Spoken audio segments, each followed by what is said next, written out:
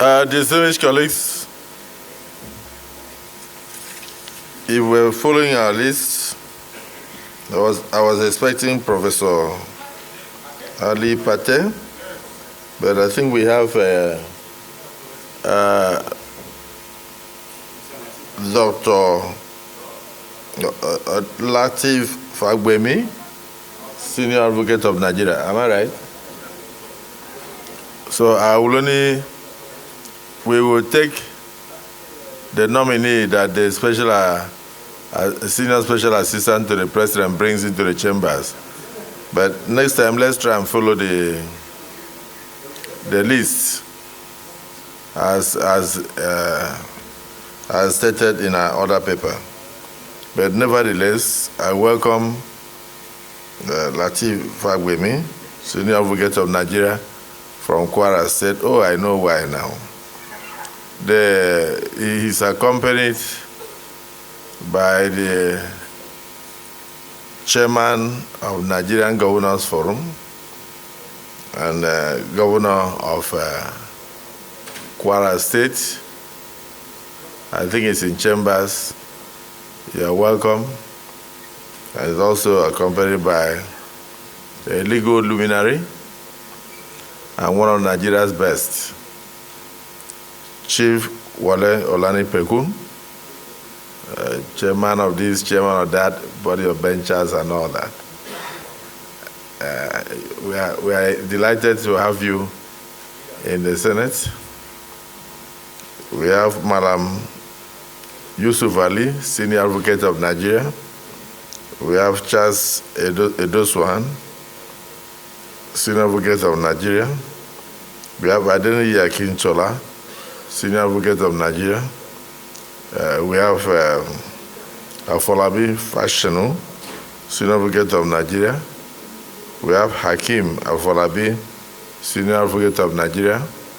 We have Aliu Sarki, Senior Advocate of Nigeria. But above all, the Chairman of Nigerian Governors Forum, His Excellency the Governor of Kwara State. I can see him seated there, so we recognize you especially. Our colleagues will do well to get back to their seats so we can continue with the serious business of screening these nominees for appointment to save humanity and rescue the federal government of Nigeria. Mr. Nominee, welcome to the Nigerian Senate.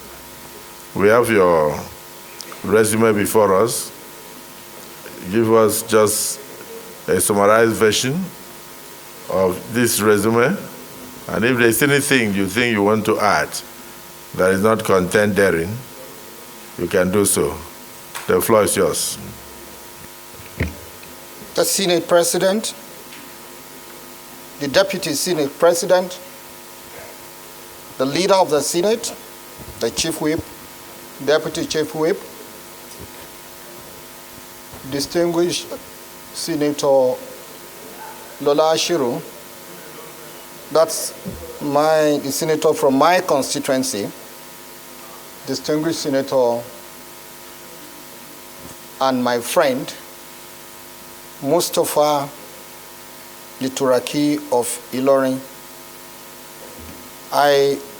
The Senate President, I have no intention of personalizing the proceedings here, but please permit me to also say that to greet Senator Buhari. They are from Oyo because I came from Oyo from practice there.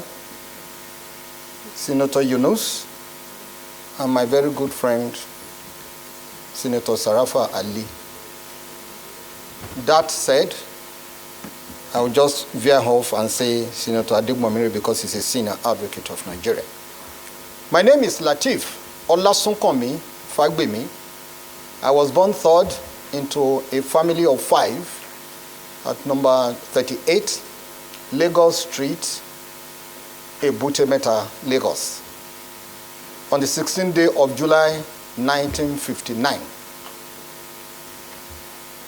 Around 1962, I was taken to Ghana but returned in 1965 to start what we call kindergarten, but eventually started my primary school in 1966 at Ansaruddin Primary School in Ilorin. I was there until 1972. In 1973, between 1973 and 1978, I attended both Offa Grammar School and Offa Grammar School, Offa, and Oyun Baptist High School, Ijagbo, for my secondary education.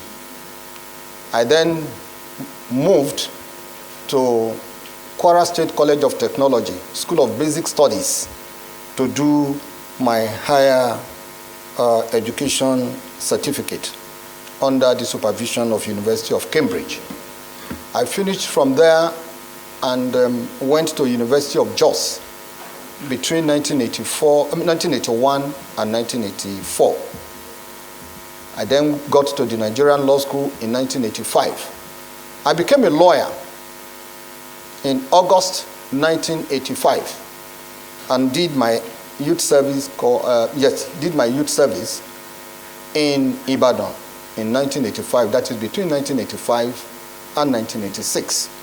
I then went back to University of Ife, as it then was, for my master's degree. Since then, I've been in active legal practice. I trained under that world-renowned jurist turned educationist, Chief Afe Babalola. Like I said, since then, I've been in active legal practice. The Senate President, this is the short resume of the candidate standing before you. Much obliged.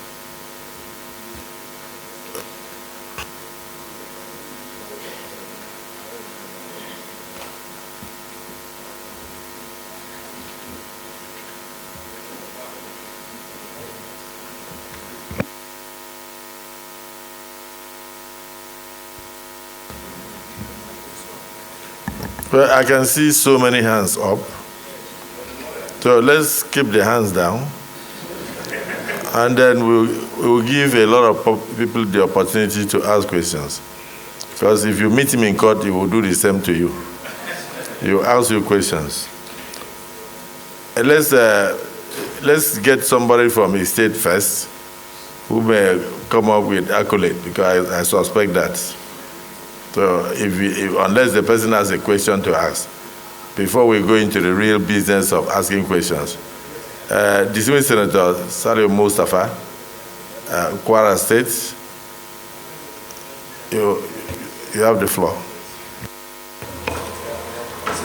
Your Excellency, the Senate President, distinguished colleagues, my name is Saliu Mustafa, representing Kwara Central. Before you here, you have an accomplished lawyer who needs no further introduction, and that is why you saw so many hands are up. I'm sure they've indicated interest to also shower him with a lot of accolades. I'm sure not questions. He is a lawyer who have paid his dues in the industry he chose. He was a lawyer at 26, became a senior advocate of Nigeria at 37. And from his brief explanation now, or intro, he told us he served under the renowned Afe Babalola, turned educationist now. I have closely studied the senior advocate of Nigeria, Latif Fagbemi, to be one of the few senior advocates of Nigeria who take pride in whatever he does. He is a very humble person by nature. He takes his time. He listens very well, and he will give you the necessary advice and guide, even when you don't consult him for legal engagement. He is one of the few lawyers who I believe sometimes will do what other lawyers will not do. Give you a free of charge consultation. Pro bono. Pro bono. I am really proud and elated that he's from Kwara State. He is one of the leading lights in the legal industry in the country. And I know if confirmed by this Senate, he will not only do this Senate proud, but the country and the president for nominating or appointing him as a minister. So I would wish that he will maybe help the Senate in one or two areas, especially in enlightening or broadening our minds in certain issues that might have been reoccurring decimals when it comes to legal explanation of maybe jurisdictions of certain areas. I'm proud to have him as a nominee from Kwara State. Like I said, I know he will do the country a very great deal of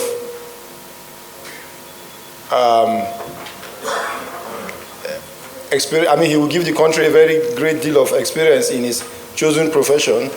And I'm sure when we encounter him next time, we will be encountering a Minister of Justice who will always work with the Senate if confirmed. Thank you very much. Thank you.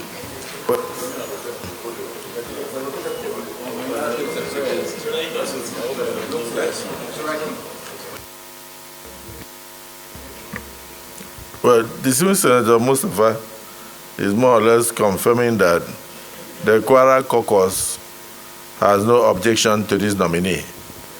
And so I think that was important for me.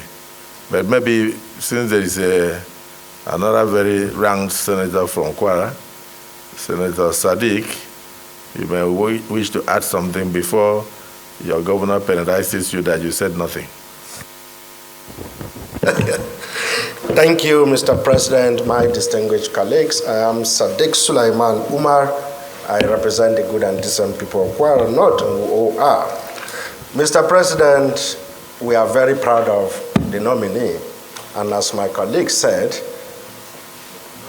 as you see him standing there, if you look, you might not see a giant. But when you can get into his head, his mind, he is a giant. Mr. President,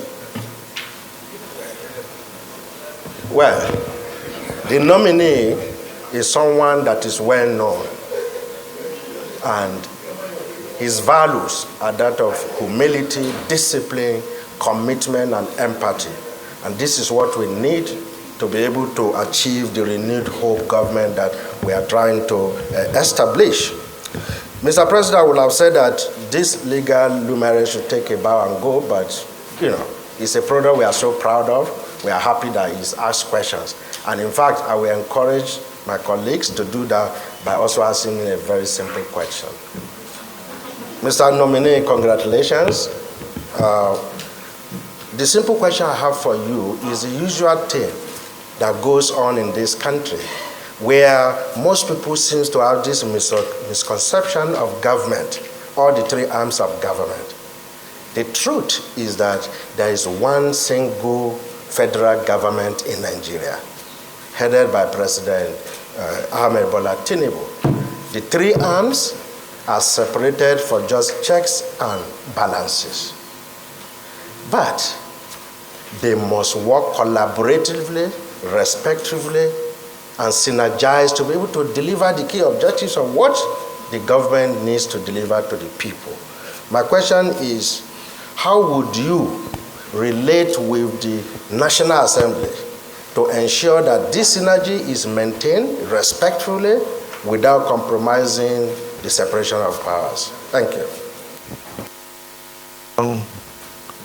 This distinguished senator, I just want to, I'm moving from his place of birth. I may not touch Ghana, but I will touch Oyo. Distinguished Senator Sharafadin.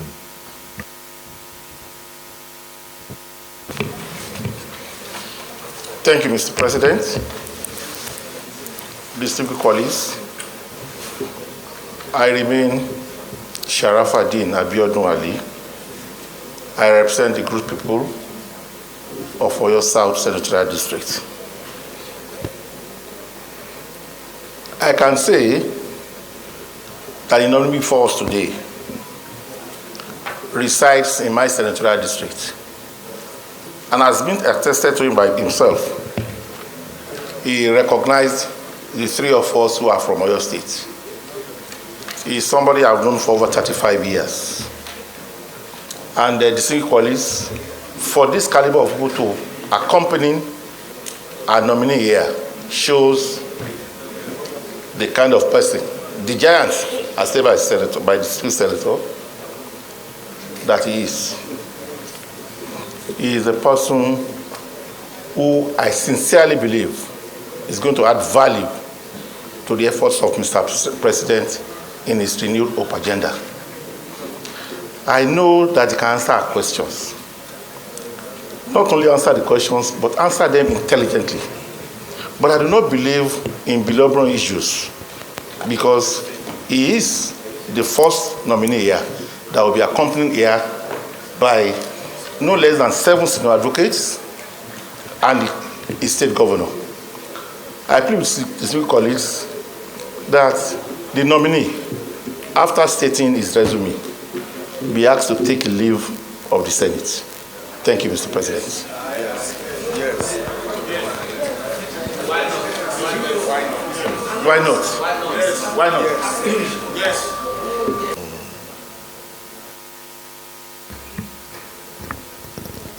Distinguished colleagues,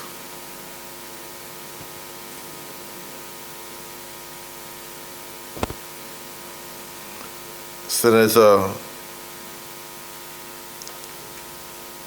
Yisha Ashiru Oyorola,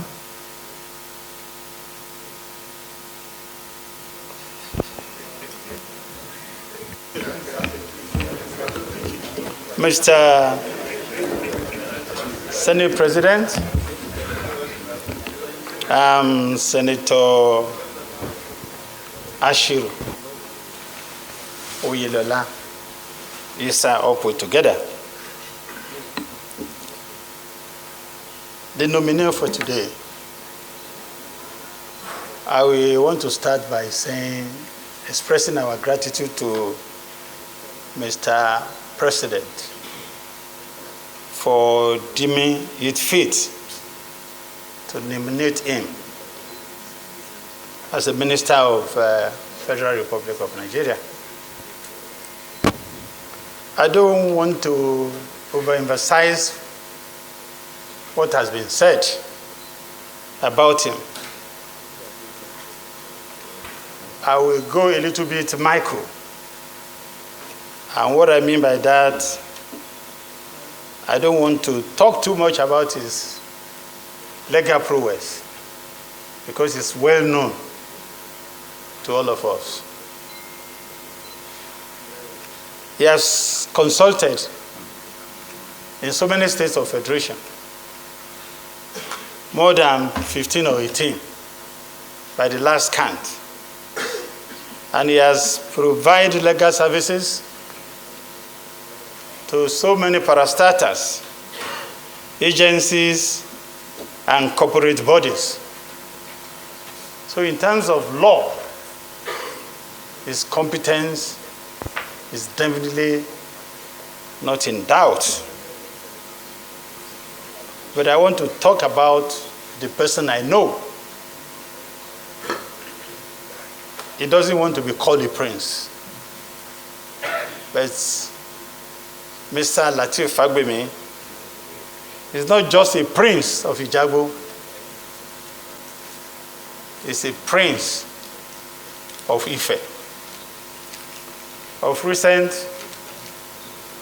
he lost his father, who was the king of Ijago, at a very ripe age of almost 110 years. And I'm very sure he will live to surpass that age because of his demeanor. People die quickly out of anger. When you look at the nominee for today, you will never see any anger in him. He has a total control of himself. He has a total control of his environment. And he has been good to all of us. He has been good to all of us in our senatorial district. From what I know about him, he has invested more than 350 million in helping schools around our senatorial districts. He's a total family man, not just a micro family. The whole town is Latif Fagbemi's family. But I would not want to end by not asking a question, because there are so many things that are germane in the office is going to occupy. One, Latif Fagbemi is not a politician. In fact, in most cases, he wants to draw a distance from partisan politics. But I want to say,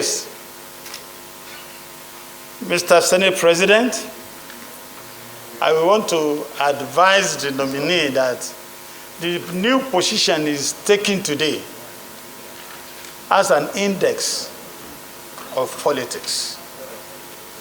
There will be interaction with the Senate.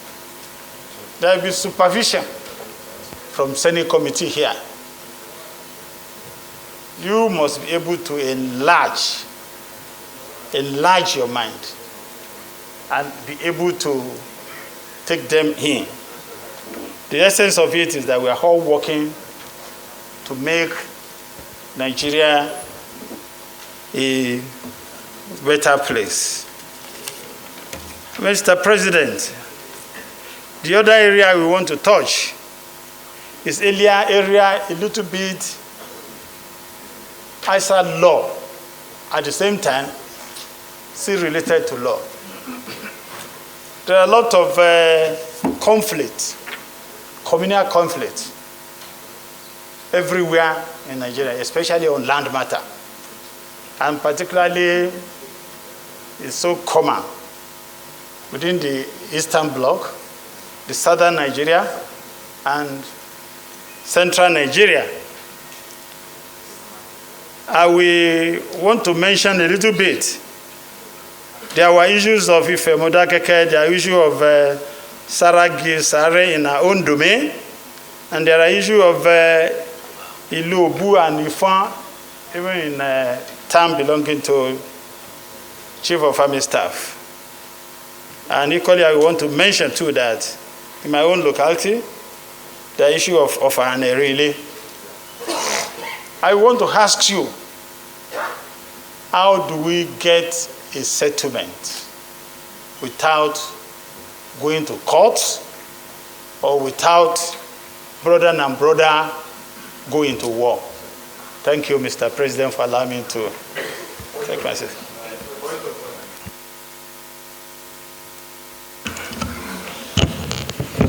Thank you, Mr. President, and very distinguished senators. Mr. President, I earlier raised a point of order 12, to enable us to suspend our rules to admit strangers into the Senate. At this point, Mr. President, my point of order is order 12(1)(I). Order 12 sub 1(I). It's actually an invocation. I'm invoking this order to enable us admit. Thank you, sir. I have your permission to read, and I will read Order 12. Distinguished colleagues, Order 12, Sub 1, Roman figure I.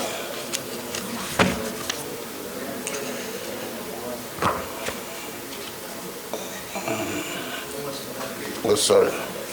Order 12, 1 says, no person shall be admitted to the lobby or the floor of the Senate while in session, except the following and only by consent of the Senate. Specifically, I refer to Order I, former speakers and former deputy speakers of the House of Representatives. Mr. President, I move that we invoke this order to admit the immediate past Speaker of the Federal House of Representatives of the Federal Republic of Nigeria, who currently is the Chief of Staff to the President and CNC, to deliver a very crucial correspondence from Mr. President. I so submit, I so moved. The Minority Leader. Thank you, Mr. President. Mr. President, I rise to second the motion moved by Leader of the Senate. I so second, Mr. President. Distinguished colleagues, the Section 12 of our standing orders had already been invoked and is already in force, but specifically Section 12I, that allows former speakers and former deputy speakers of the House of Representatives to approach the chambers while in session. So a motion to that effect has been moved and seconded by the Minority Leader. Those who are in support of the motion say aye. Aye. Those against say nay. The ayes have it. The former speaker may now approach the chair.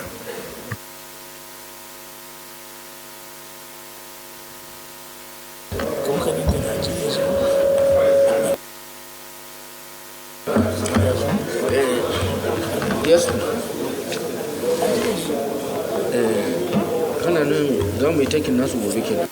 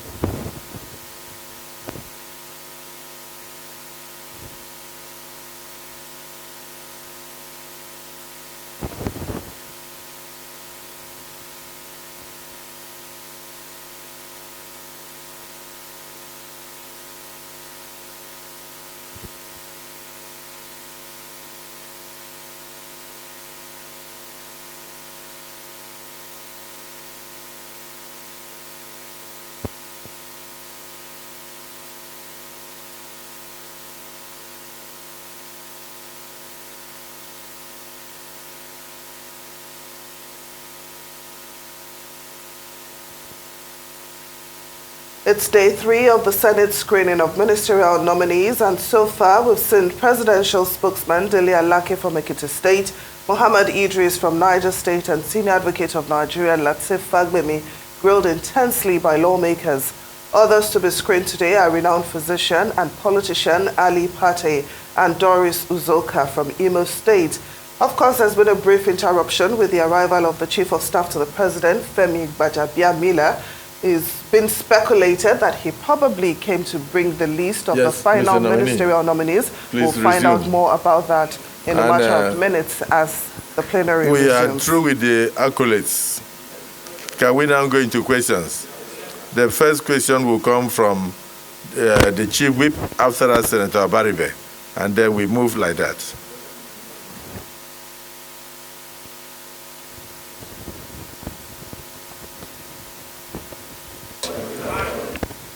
My name is Senator Mohamed Ali Ndume, representing Borno South. Mr. Nominee, I have a very important personal question to you on the issue of Unexplained Wealth Act and the Unexplained Wealth Order. For the country to move forward, we all admit that we must fight corruption, and that is one of the main problems in this country. In fighting the corruption, the government put in place so many institutions, EFCC, ICPC, police, and all that. But you will agree with me as a lawyer that it has not been effective. The fundamental reason is because of the constitutional provision which states that an accused is assumed innocent until proven guilty beyond reasonable doubt. Here is the challenge. You have somebody that has unexplained wealth. You cannot prosecute him to prove beyond reasonable doubt. And I guess that is the wisdom why in even developed countries like UK, there is the Unexplained Wealth Order, which I believe as a senior advocate, you know. And you know that the fight against corruption in this country cannot get anywhere if the burden of proof is placed on the prosecutor. In those countries, there is the Unexplained Wealth Order or Unexplained Wealth Act. And its practice, I understand by my research, over 20 countries, including US and UK, whereby you are asked to explain where you got the money to buy what is not commensurate with your income. I hope that the Unexplained Wealth Act, or Mr. President himself, will issue an executive order on unexplained wealth. So my question, what is your position on that? As a person that I know, religious, God-fearing, and also a patriot, and you are one of those that believes that corruption must be fought to a standstill in this country if we are to make progress. Thank you. Thank you, Mr. President. Sitting as the chair, I am Inea Baribe. I represent Abia South. Mr. Nominee, your name rings bells, and you have litigated very, I will say, landmark cases that has even made us change the law here. I'm referring to Amechi versus INEC. And you have been known specifically as an advocate of rule of law and a strong supporter of constitutional democracy. What would your option be? Assuming we confirm you and the president appoints you to where we all think you should go as the chief law officer of the Federation, what will your option be? If the government you serve desecrates the Constitution and does not obey court orders. Thank you. Off your mic. Is that a question? The question you are saying is if the government does what? If the government does not obey court orders and the government desecrates the Constitution. Well, I have a problem with the leading question. Are you trying to suggest that a government that believes so much in the rule of law will desecrate the Constitution? A government that swears to uphold the Constitution? So, because is there anybody that can help Senator Abaribe to frame this question in a more respectable manner? Because this is preemptive. The government is not even up to 2 months old, and speculative. And you are saying if the government, previous governments that you saw, is what you should be talking about. This government is a corrective regime. And the government of Bola Ahmed Tinubu is out to change Nigeria. And it's a government that believes in the rule of law. And you are saying if the government desecrates. So please, that language should not be allowed. Please, Senator Adero, I believe we can handle it better. Please reframe it for him. Go ahead. Thank you, Mr. President, sitting in the chair, distinguished colleagues, our respected nominee.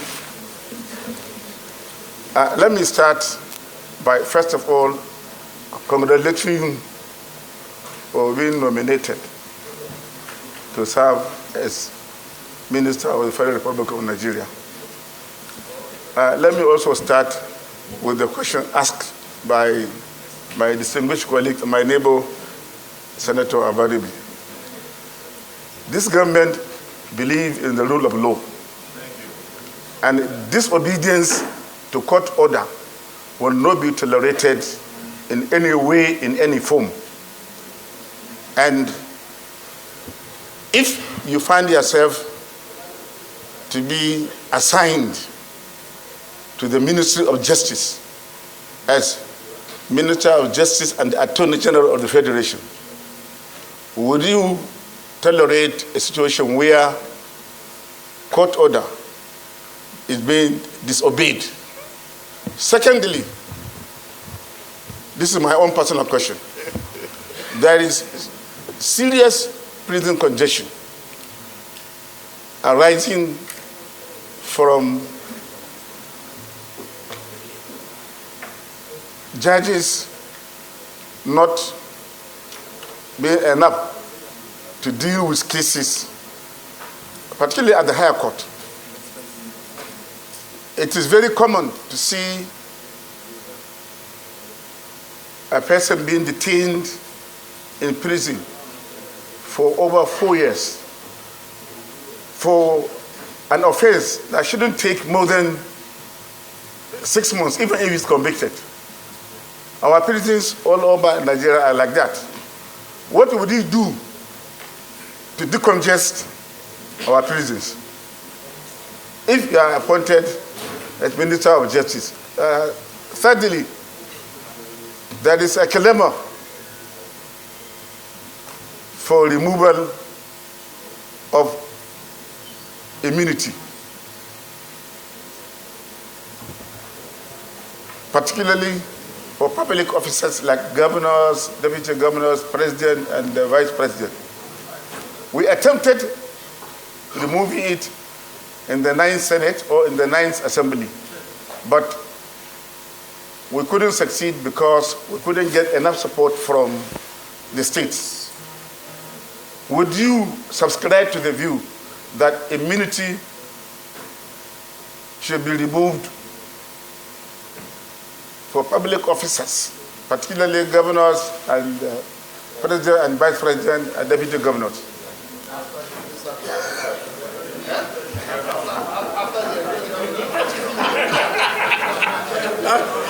Mr. President, I need your protection. I need your protection. Distinguished colleagues, because of the number of hands, it will be good for us to restrict ourselves to one question, and so that others can have the opportunity to ask. And if there is any question you are not able to ask, please, the learned silk is available. Write it and pass it through the leader of the Senate. You will pass it to him, and we will still come back here to read it. Thank you, distinguished Senator Alero. Senator Alero, you enjoyed immunity for 8 years as a governor, and you did not complain about during your 8 years. You complained that you were enjoying immunity, and that when you were governor, the immunity should have been removed in order to allow your orderly to arrest you whenever there was a petition against you. Okay. Senator Nader, we'll come back to you. We'll come back to you. Senator Nader. Thank you, Mr. President. My learned colleagues, I'm Neda Imaswen, representing the good people of Edo South Senatorial District. Learned Silk, welcome. I'm happy to have you here. Looking through your resume, we attended law school the same year, 1985. I'm proud to have you here as one of us. My question, the office of the Attorney General and the office of the Minister for Justice is woven in one. And I believe that there is a conflict of interest in that office as it is. If, by the grace of God, you are confirmed the Minister for Justice, will you support that office to be splitted into two so we can have the Minister for Justice and the Attorney General for the Federation separated so that they can perform their functions separately? Because as it is, their functions seems to conflict with the interest of the President and that of the people. What is your position on this, Leonard Silk? Thank you. Distinguished Senator Dankwambu.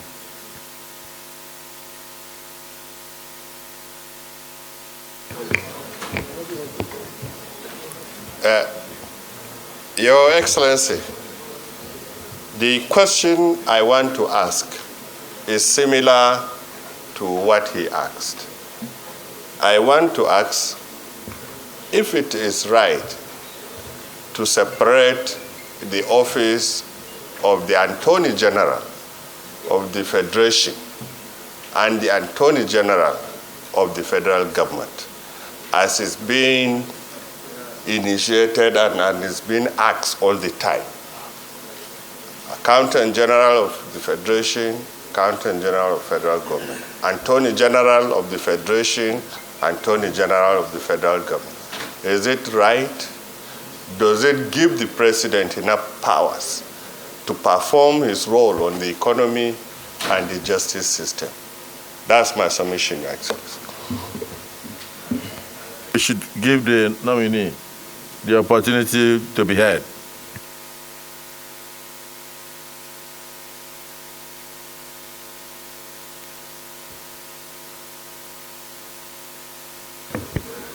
I am very grateful.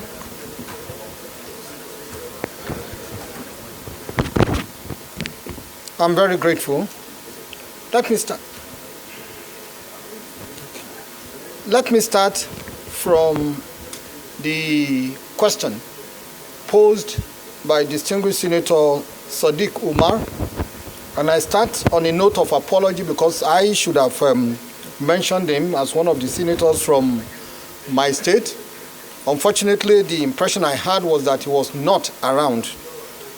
That said, let me talk about the question he raised. It's about the relationship between the National Assembly and the Office of the Attorney General. I don't see any difference between this question and the relationship amongst the three tiers of government. The government stands on the tripod: the executive, the legislature, and the judiciary. And the French philosopher Montesquieu advocated the issue of separation of powers, rule of law, and others. But there is nowhere in the world where you have watertight separation of powers.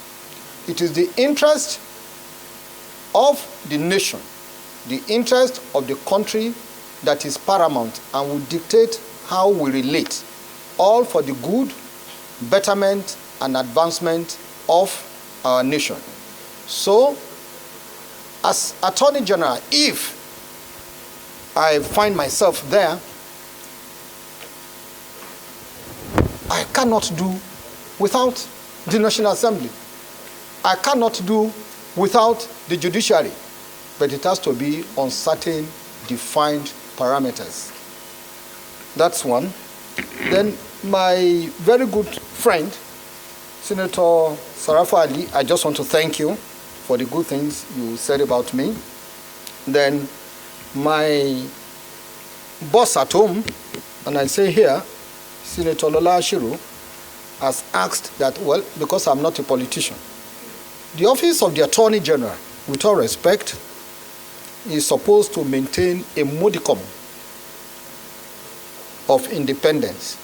But that does not mean that you will not take into consideration the mood of the nation. So that is what is important, because it is the Constitution, it is the law that I am expected to guide and guard. Again, all in the interest of the nation. About this issue of land dispute and all that, my answer is going to be a two-pronged approach. The first one is, it is either a dispute between one state and another, or between one local government and another. In fact, three. The third one is within the same local government, you can have this. But I'm aware that we have boundary commission. Whether or not we'll achieve harmony in respect of land matters depends greatly, or a great deal, on our governors. Because very few instances of state clashes, interstate disputes arise. So it behoves the governor of a particular state to take the bull by the horn and not play politics with it. It's very important, because when election is coming, the issue is, let me wait, otherwise I'm going to lose this election. So my advice is that it is the state governors that we turn to do the needful. At the local government, it is the local government chairman who should also take the bull by the horn. At the federal level, the president, the boundary commission, which is a body established or recognized by law, should swing into action. But my general advice is that it is better to nib these disputes in the bud as soon as you realize or there is indication there's likely to be boundary dispute or communal dispute. I will advise the authorities to swing into action and not allow it to fester or get to such a magnitude that it will now be unmanageable. Now, in respect of the distinguished Senator Ndume, unexplained wealth, I want to discuss this under a broad head of corruption. It is only in Nigeria that we want to take omelette without breaking egg. It's not possible. But we must also realize that the whole purpose of the society, of the nation, of the country, of the group, any group, is to promote economic development. In fact, if you have an enabling environment for for investment, you have little problem dealing with unemployment. But there cannot be this will not work unless you have an enabling environment in respect of legal, the legislation. Truth be told, we fight corruption, but at the same time, the way it is being fought in Nigeria leaves much to be desired. That is the truth. If I have my way, I will advise the president to unbundle. First of all, bring ICPC and EFCC together, unbundle them. Investigation should not be handled by the same body. There must be a supervisory authority within the same system. If there is investigation, it is another body. Prosecution is another body. It doesn't augur well to ask the same authority to, okay, do investigation, come and do prosecution. That is where we have problems. Then we are also not, let me say, patient enough. You know, investigation takes time, especially in serious corruption cases. Are we prepared to wait? My take is that a situation should be created, such as the one that happened in when Hush Puppy was arrested. They had been trailing him for years. He didn't know, and nobody will talk to him. But the day they said the time was up, he also knew that the time was up. Investigation should be thorough. It shouldn't be that when a given governor leaves office, you now say, yes, let's go. EFCC is inviting you. That is not the way to prosecute criminal matters, corruption matters. You can take your time to prosecute, but when you knock, and it should be like the way an average American will react when the FBI knocked at the door. You call your lawyer. Yeah, it won't be to come and defend. It will be, please, this negotiation, there have to be a plea bargain and prepare to surrender so much. Because when they open the books, you yourself will be surprised. Is that what we have in Nigeria? I will answer it with an outstanding no, negative.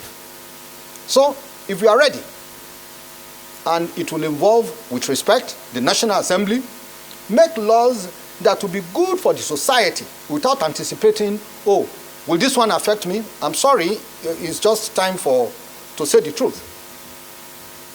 We have to put in place very good laws to do this. Then, apart from the issue of having good laws, I've always insisted that it is better to have even bad laws administered by good men than to have good laws administered by bad men. It is important that we do this. So, but the issue of, fair hearing, distinguished, we have to obey the Constitution. There must be fair hearing. You cannot condemn a man unheard. It's never done anywhere. We cannot be in a hurry because, we cannot say because we want to prosecute, then you now brush aside the age-long with the one that has started even during the time of Adam and Eve. We all know what happened. But make sure that investigation is thorough. And when we talk of investigation being thorough, We pump money there. We have to pump money there. Unbundle the authorities. That has to be. Then, with respect on the issue of not obeying court orders, there is no government, especially the head, who will want to joke with the judiciary. It is those around him. In Nigeria, what we have, or which we have to pay attention to, is interagency rivalry.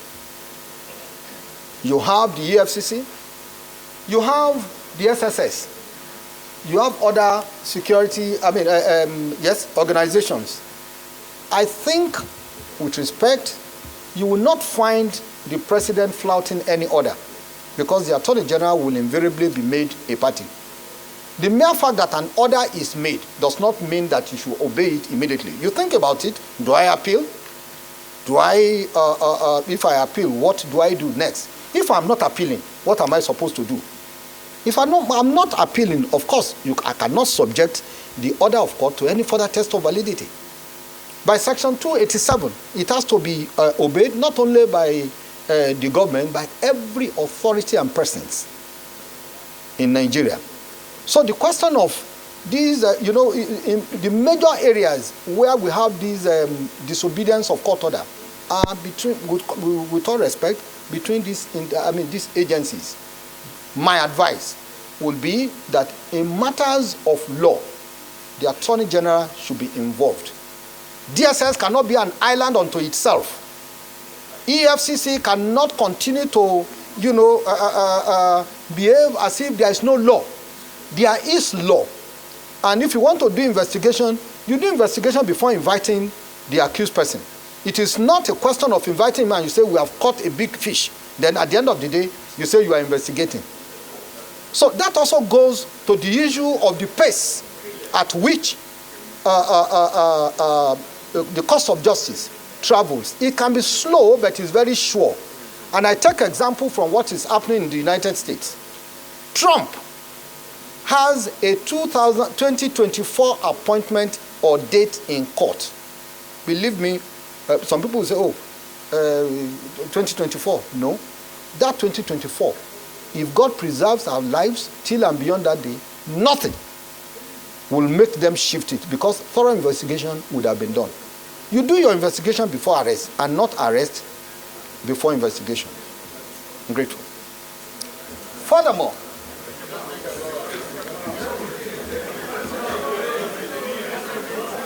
now see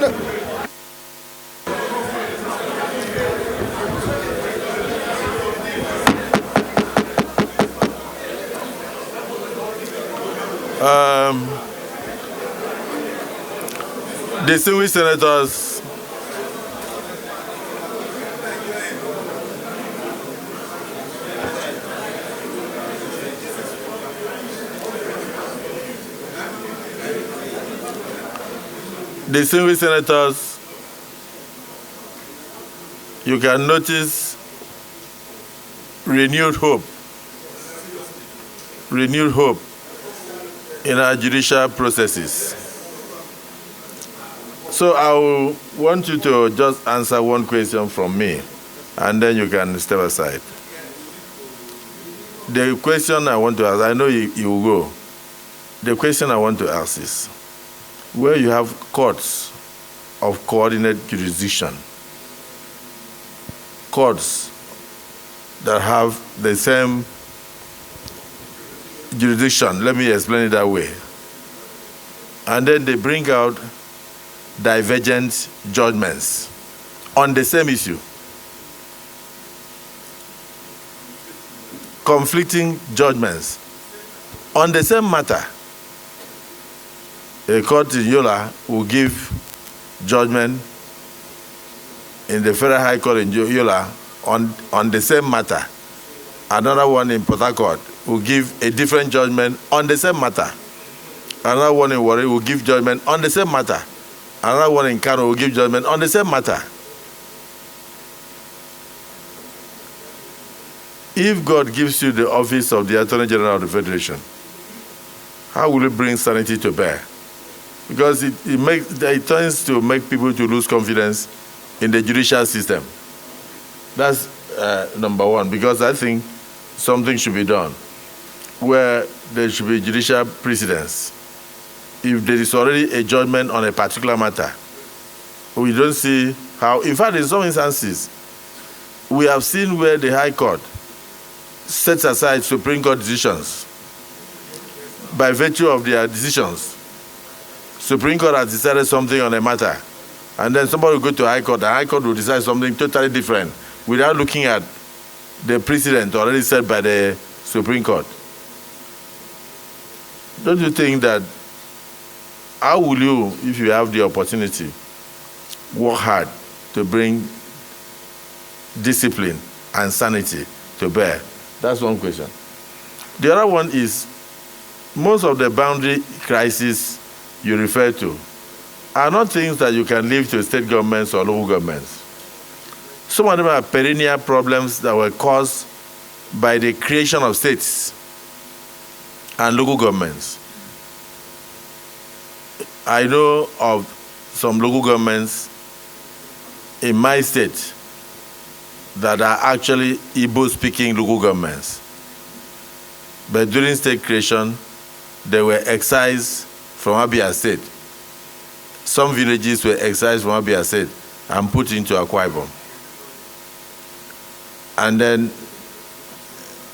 I don't want to, and then when they come, they don't understand the language at all. In fact, they are clearly Igbo-speaking, and their traditional rulers hardly answer to the traditional institution in Akwa Ibom, but the villages are in Akwa Ibom.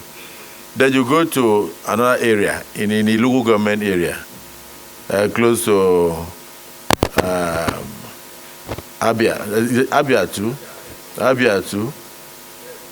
You have some villages in Akwa Ibom that were cut out of in the local government and placed in Ojo or Carlos, in Bende or something, in the next local government.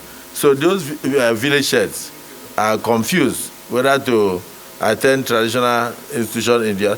So that kind of boundary situation created from state creation, they exist in various parts of the country. Those things are very difficult unless you revisit the boundaries, the state creation act itself. You understand? So it's not something that one state governor can do. But as an Attorney General, what will be your advice? But you have more problems if we were to take you. We can't finish you in one day. Because, to be very honest, we would like continuous interaction with you, even after the appointment, assuming you become the Attorney General of the Federation, because the issues are legion. Just proceed, answer to just those two issues, where judges of coordinate jurisdictions give divergent put their judgment on the same matter.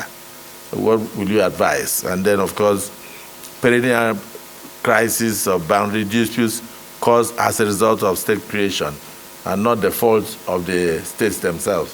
What would you do in those two regards? Bearing in mind that some of these states were created in 1967 and they have been existing, and we have had attorney generals. So don't say that state governors should have. It means that they have failed, and this is your turn. What will you do differently? Thank you, sir. I'll crave your indulgence to start from the second one, the second question on the issue of a boundary dispute. I will say that this is not a legal matter. Rather, it is a political matter. I know that a number of factors influence the creation of states, local government, and all that. The chief among them are, one, the willingness of this community to live together, then socio-cultural togetherness. So if a wrong has been committed, I think it can be corrected. Yes. You can amend the Constitution if it is the Constitution. After all, you have amended about 4 or 5 times. This one we can collate where those things are Ask those people, where do you want to be? Where they are going? Will you accept them? Are you ready to accept them? I don't think there is. As far as I'm concerned with respect, it's not a legal matter. Or if it is if law is involved, I would say it's a political legal matter. You make up your mind as to what you do and fashion the constitution along that line. One. Number two, in respect of conflicting judgment or decisions, it is unfortunate. We cannot close our eyes or deny that these exist. But I know that as far as the courts are concerned, they have been making efforts to, nip this in the bud. For instance, if you approach the Federal High Court today or High Court of Federal Capital Territory, you are to sign a document saying, I have not, filed any other actions, even similar to this, anywhere. If you, otherwise, your case will be struck out, will be dismissed. But this forum shopping, I know is still there. 3 people are involved. 1, the judge, 2, the lawyer, and the litigant. But you discover that most of the cases are political cases. They are political cases. Very few are non-political cases. On the part of the lawyers involved, I know that the long arm of the law, through the Legal Practitioners Disciplinary Committee, the body of benchers will catch up with them if appropriate reports are made or they are brought to the attention of these authorities. For the litigants, well, there's very little we can do, but they can also be sanctioned. I will advise that 1, we make full disclosure when we are approaching the lawyer to file a case. Because the lawyer is not a wizard, he's not a witch. He won't know whether any judgment, any action had been commenced elsewhere. But by and large, I think we need proper reporting system of court judgment, especially where you have Federal High Court. We can, I think that can be sorted out, bringing it to the attention of the judge where it is known. It is not only here. For instance, there was a matter, well, let me avoid, because it's one of the matters that are sub judice. We know that it happens, it's occurring. How do we do it? Everybody has to call him or herself to order. For the lawyers, I have mentioned that the power of discipline of the Legal Practitioners Disciplinary Committee will catch up. The judge can also make recommendation towards the discipline of the judge. They are also of the lawyer. Then for the judge, the NJC will issue its power of discipline. But what we discover is that when this type of case comes up, the man who reported will now come when it is time to hear the matter and say that he's withdrawing his action. And if a man says he's withdrawing his complaint, there is very little remain for anybody to do in the circumstances. So these are my takes on the issue, sir. But for the Attorney General, his interaction with the National Assembly, with the judiciary is continuous. He has to answer as often as is needed. And on a humorous note, at no charge. Well, you are used to giving advice without charges. So, let me thank the nominee, the Leonard Silk, Latif Fagbemi, SAN, for the elucidating answers to most of the questions, and then to also let you know that so many hands are still up waiting for you, but we can't keep you beyond this period now. So our intention will be that we will collect some of the concerns of the distinguished senators, and then the Senate leader will definitely present them to you, so that if God gives you the office of the Attorney General of the Federation, then you will also use those questions as working documents. Thank you for coming. You may now take leave of the Senate.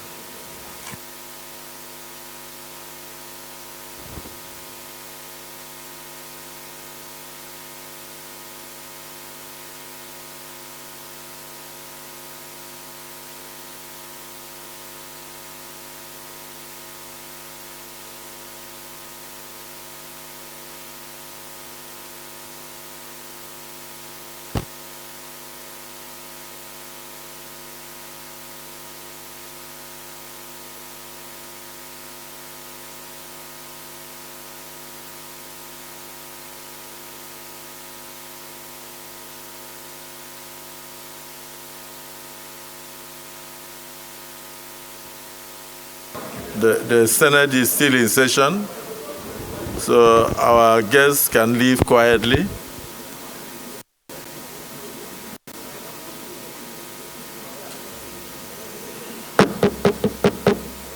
Please. The Senate. Who? Senator Buhari? Is it Abdul Fattah Buhari?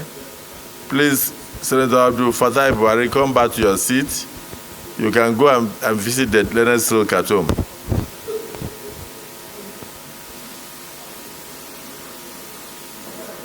Next nominee, please.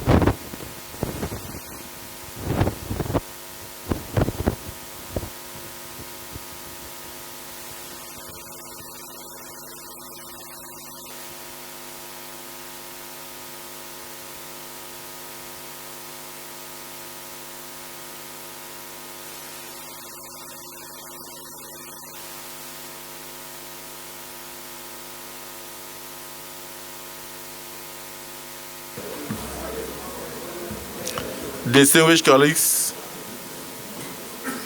before us is Professor Ali Pate.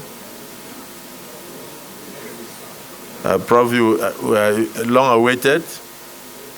We've seen your resume, so we'd like you to give us a summarized version of your resume and add anything that you think you would like the Nigerian public and this hallowed chamber to know about you. The floor is yours. Thank you.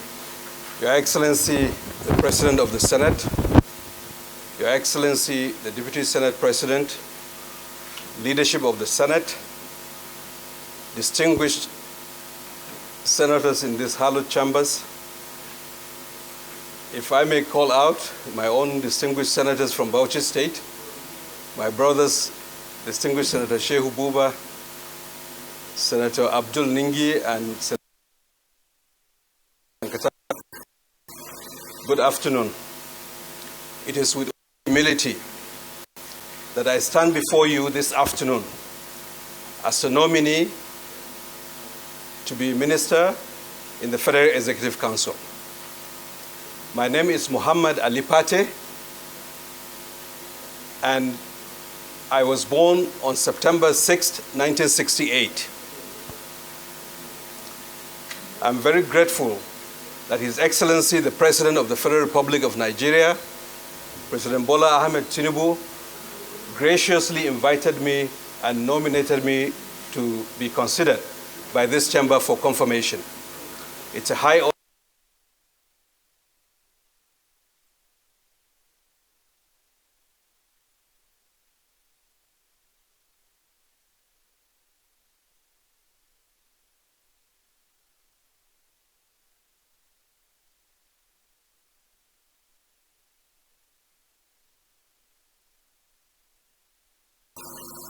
and 73. I went on to Barrea College, Zaria from 1979 to 1984. In 1984, I went to Ahmadu Bello University to do my advanced levels and then went on to medical school. I graduated from Ahmadu Bello University with my medical doctor degrees in 1990. After housemanship service, I went back to the Ahmadu Bello University Teaching Hospital as an assistant lecturer. I was very honored to have been recruited to work for the British Medical Research Council laboratories in the Gambia, where I started my international health career in February 1993. So it's 30 years now in international public health career. With the Medical Research Council, we did work on malaria, on malnutrition, on many other childhood diseases in those days. I went on to the United States to specialize in internal medicine and subsequently subspecialized in infectious diseases and was board certified by the American Board of Internal Medicine and Infectious Diseases as a physician who was also licensed in the United States. I studied health systems and pivoted to the World Bank as a development professional in 2000. At the World Bank, as a young professional at the World Bank and public health specialist, I worked in Eastern and Southern Africa on health reforms, HIV/AIDS, several countries in the region. I also worked in the District of Columbia in their own health reforms in the United States, seconded by the World Bank. I moved on to be senior health specialist and human development sector coordinator in the East Asia and Pacific region of the World Bank, where I was responsible for Papua New Guinea, Timor-Leste, Solomon Island, and many Pacific Island countries, based in Sydney, but covering the region. In 2008, I was acting sector manager for health and nutrition and population in the East Asia Pacific when the late President Umar Musa Yar'Adua, God bless his soul, invited me to come home and serve. I did not hesitate to come back and serve. I came on to be the chief executive of the National Primary Healthcare Development Agency. And that was the beginning of a 5-year journey in the federal government. After 3 years, I was asked by His Excellency President Goodluck Ebele Jonathan to serve in his government, which I did. And in the 5 years that I served in government, we contributed, along with several faces that I see here and outside in this country, important things for this country. Polio was a major challenge globally, and Nigeria was at the heart of it. With all of you, with several others, state governors were able to deal with decisively. We improved immunization. We developed the midwifery service scheme, developed a community health worker program, started to revitalize primary health care.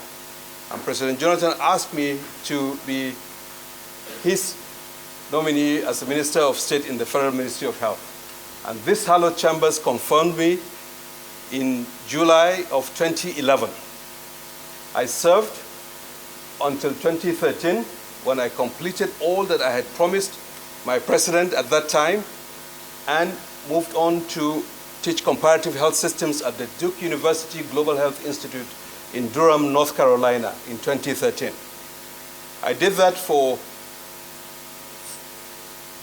2 years until I became the Chief Executive Officer of Bigwin Philanthropy, which is a UK and US-based philanthropy that was helping leaders in the continent of Africa who were interested in investing in human capital, who were interested in investing for the long-term growth of their countries. Following that stint of work, in July 2019, I was honored that the Harvard University assessed me and endowed a chair, the Julio Frank Chair Professorship in the Practice of Public Health Leadership in Boston, and took the unprecedented step of seconding me to serve as the Global Director for Health, Nutrition, and Population at the World Bank. I was Director of the Global Financing Facility through the period of the initial stages of the COVID-19 pandemic, and we contributed to several countries. Most recently, I was elected member of the American Academy of Arts and Sciences And in fact, I was due to start my role as Chief Executive Officer of the Global Alliance for Vaccines Initiative in Geneva, Switzerland, tomorrow, August 3rd. His Excellency, President Bola Ahmed Tinubu, I think has inspired this country. I think there's an opportunity to renew hope, to heal the country, to unite it, and to inspire it. When asked to come and contribute in my own country, I accepted, and I'm very grateful that you are giving me this privilege of standing before you. As a person, I've been married for the last 28 years to a wonderful woman who has been very tolerant of me, and we have 6 children, 4 girls and 2 boys. And the community that I come from has been very gracious in naming me the Chigari of Misau, which is my traditional title in my own village, and the Enya of Ibi in Taraba State, in addition to other community leadership roles that I have had. I have also supported an organization that is a grassroots-based organization in this country for the last 8 years. It's operating in 19 states and the Federal Capital Territory, and it works with frontline community leaders. We've got 70,000 of them that have been trained through this organization that I have been supporting over time. So, Your Excellency, Mr. President, I'm here, humbly, standing before you, and ready to answer any questions that may be raised by members of this chamber. Thank you very much. Distinguished Senator Abdul Dengi, on behalf of the good people of Bauchi State.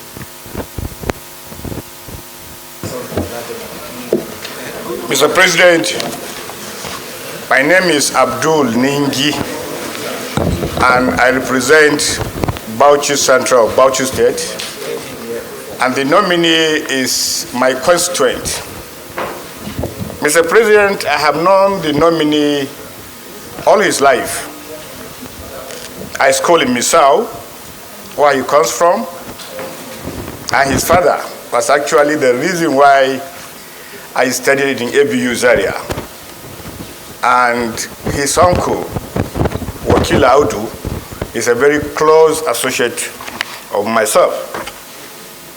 Mr. President, here you have one of our very best, not only in Bauchi State, but in Nigeria. This is standing before you, is a global personality. We used to call him the star of our time. You have listened to him, and you have also perused through some of his resume. And Mr. President, let me, from the onset again, congratulate him and thank in abundance President Bola Tinubu for appointing people like him. Being a global player, he's not taking away from our nation. Rather, he's bringing in, just as he brought in a lot of goodies when he was the Minister of Health. Mr. President, you recall, as soon as the Senate read out the list of ministerial appointees, and if you have been watching the social media and the electronic media, from Arise to TVC to NTA to AIT to channels, every participant that comes before this channel names him as a minister to watch out for. That is because of his pedigree. I have no doubt Professor Pate has come to add value to our nation. Mr. President, even though you say I should speak for Bauchi, I will crave the indulgence of my colleagues and of course the leave of the Senate President to allow my 2 colleagues to say a word or two, particularly Dr. Kachala, who happens also to be a medical personnel and also served under the professor. Distinguished senators, here you have a brother, somebody that can be relied upon to deliver democratic dividends, most especially in health. We are backward, but his dream all the time is to see that Nigeria belongs to the Community of Nations that will one day serve all our health requirements here, not to travel outside. I'm sure with Professor Pate given the opportunity in the next 4 years, you begin to see Nigerians look inward rather than outward for the health requirement. Gentlemen, Professor Ali Pate for you. Thank you. Dr. Kachala.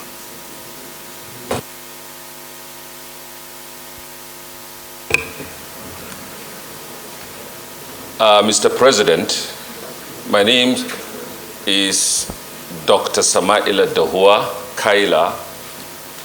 Kachallan Katagum is my title. I'm a medical doctor, as my brother said. Actually, I'm a newcomer to the legislature. And when I came, I actually promised myself that I am going to at least stay for 2 or 3 months without saying anything in this chamber, just learning. But of course, until if the president called me to do so. Thank God he didn't. But today I have to break my silence and at least talk about Professor Pate. To be honest, in fact, I am in this chamber thanks to Professor Pate. I was working in Kano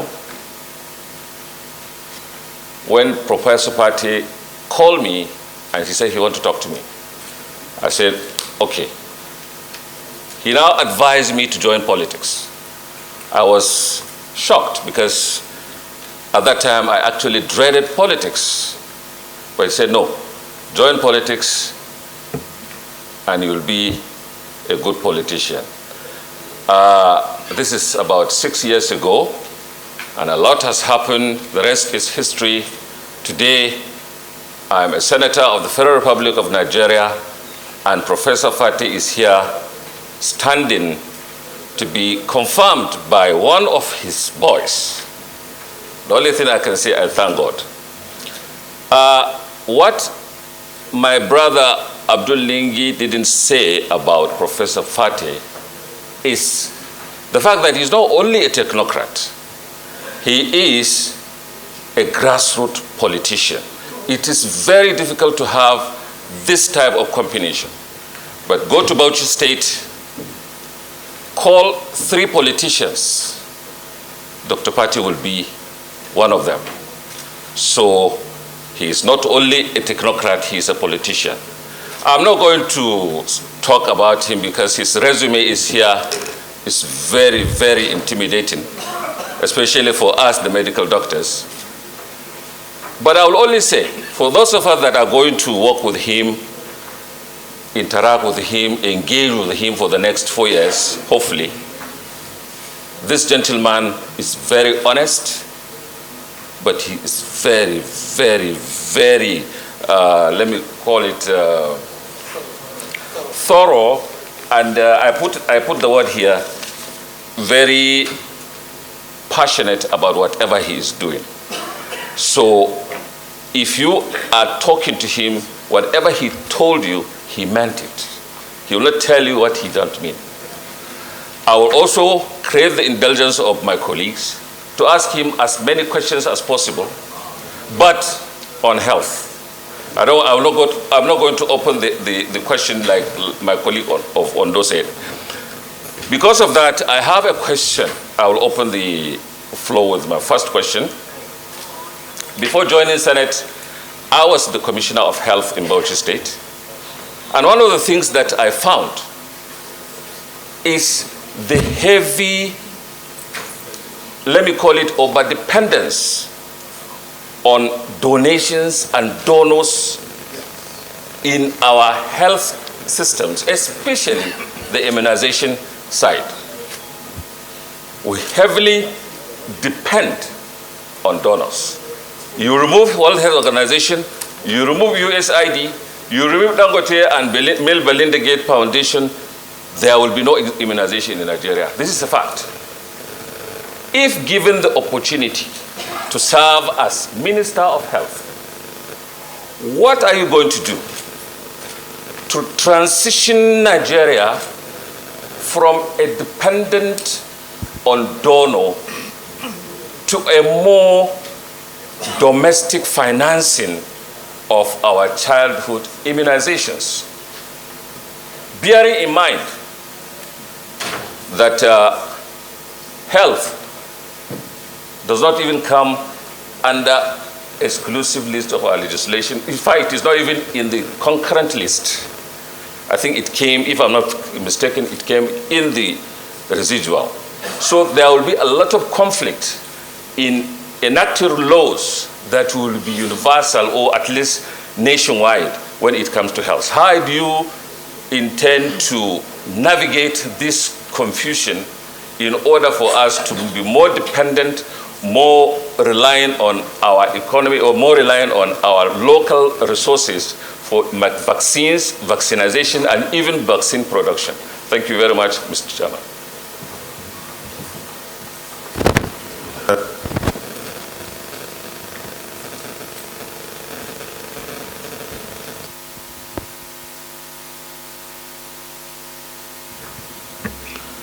The dismissed Doris Uzoka-Anite. Your Excellency, the President of the Senate, my distinguished colleagues, I am Issa Jibrin, representing the very good people of Kogi East. First, I want to congratulate the Prof for this nomination, very well deserved. I'm happy that the Prof served under President Yaradua, because the issue that I want to bring up has to do with one of the projects that was initiated by the wife of the president then, but has since remained abandoned. The cancer project along the airport road, Abuja. I know you are very much aware of that project. You know the havoc that cancer has wreaked on so many families in Nigeria, especially within the women fold. Especially among the women fold. Okay? Yeah, among the women fold. So what I'm saying is this. Why has that project been abandoned? That project, so many corporate bodies, including where I was working, as I was an executive director at AfriBank then, and we contributed 2 billion, okay, as part of our corporate social responsibilities to that project. We paid the money, okay, and that project has remained abandoned. I'm also happy that the minister for FCT then, well, just hold it, sir. Just hold it, sir. Hold it, sir. Hold it, sir. Your Excellency, can I continue, please? Hold on, sir. Hold on, sir. Hold on, sir. Yes, I know.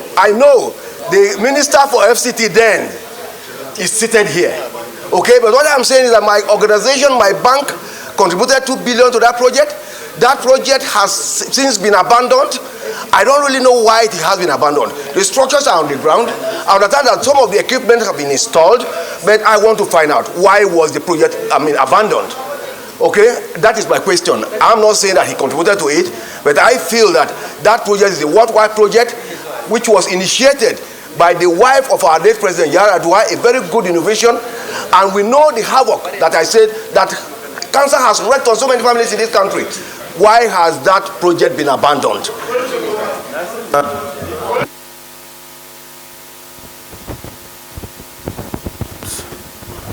Other words? Please read. Use your mic.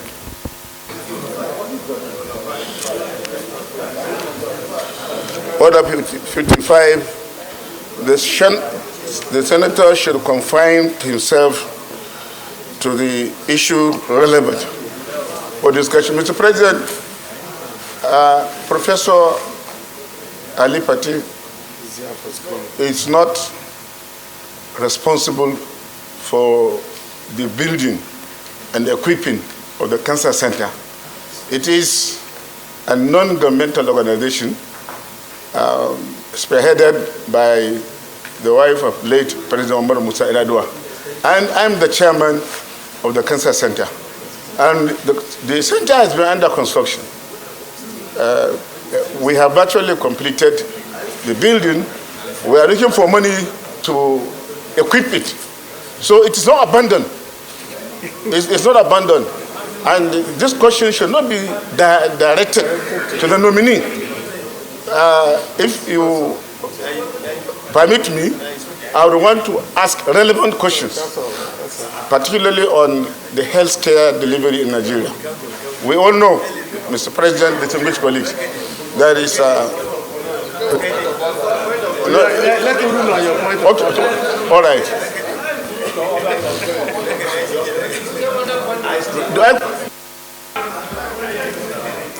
The point of order is sustained. Now, let me just say something. If we want to talk about healthcare now, I will also have a lot of questions. For instance, I have, under my tenure as the governor, built the best general hospital in West Africa.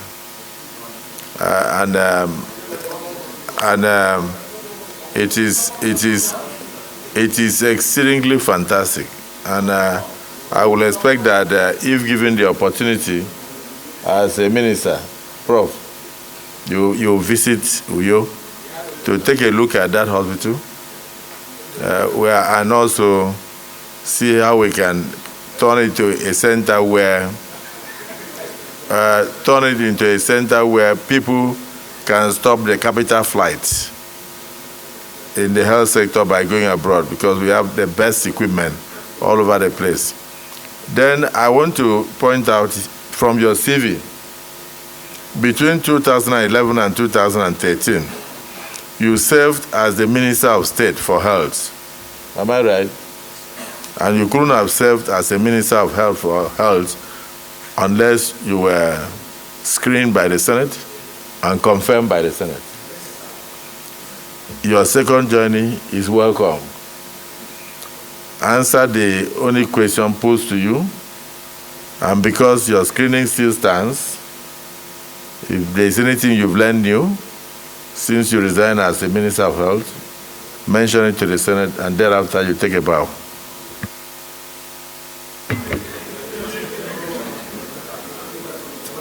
Thank you. Thank you, Mr. President, and thank you, distinguished senators, for these questions.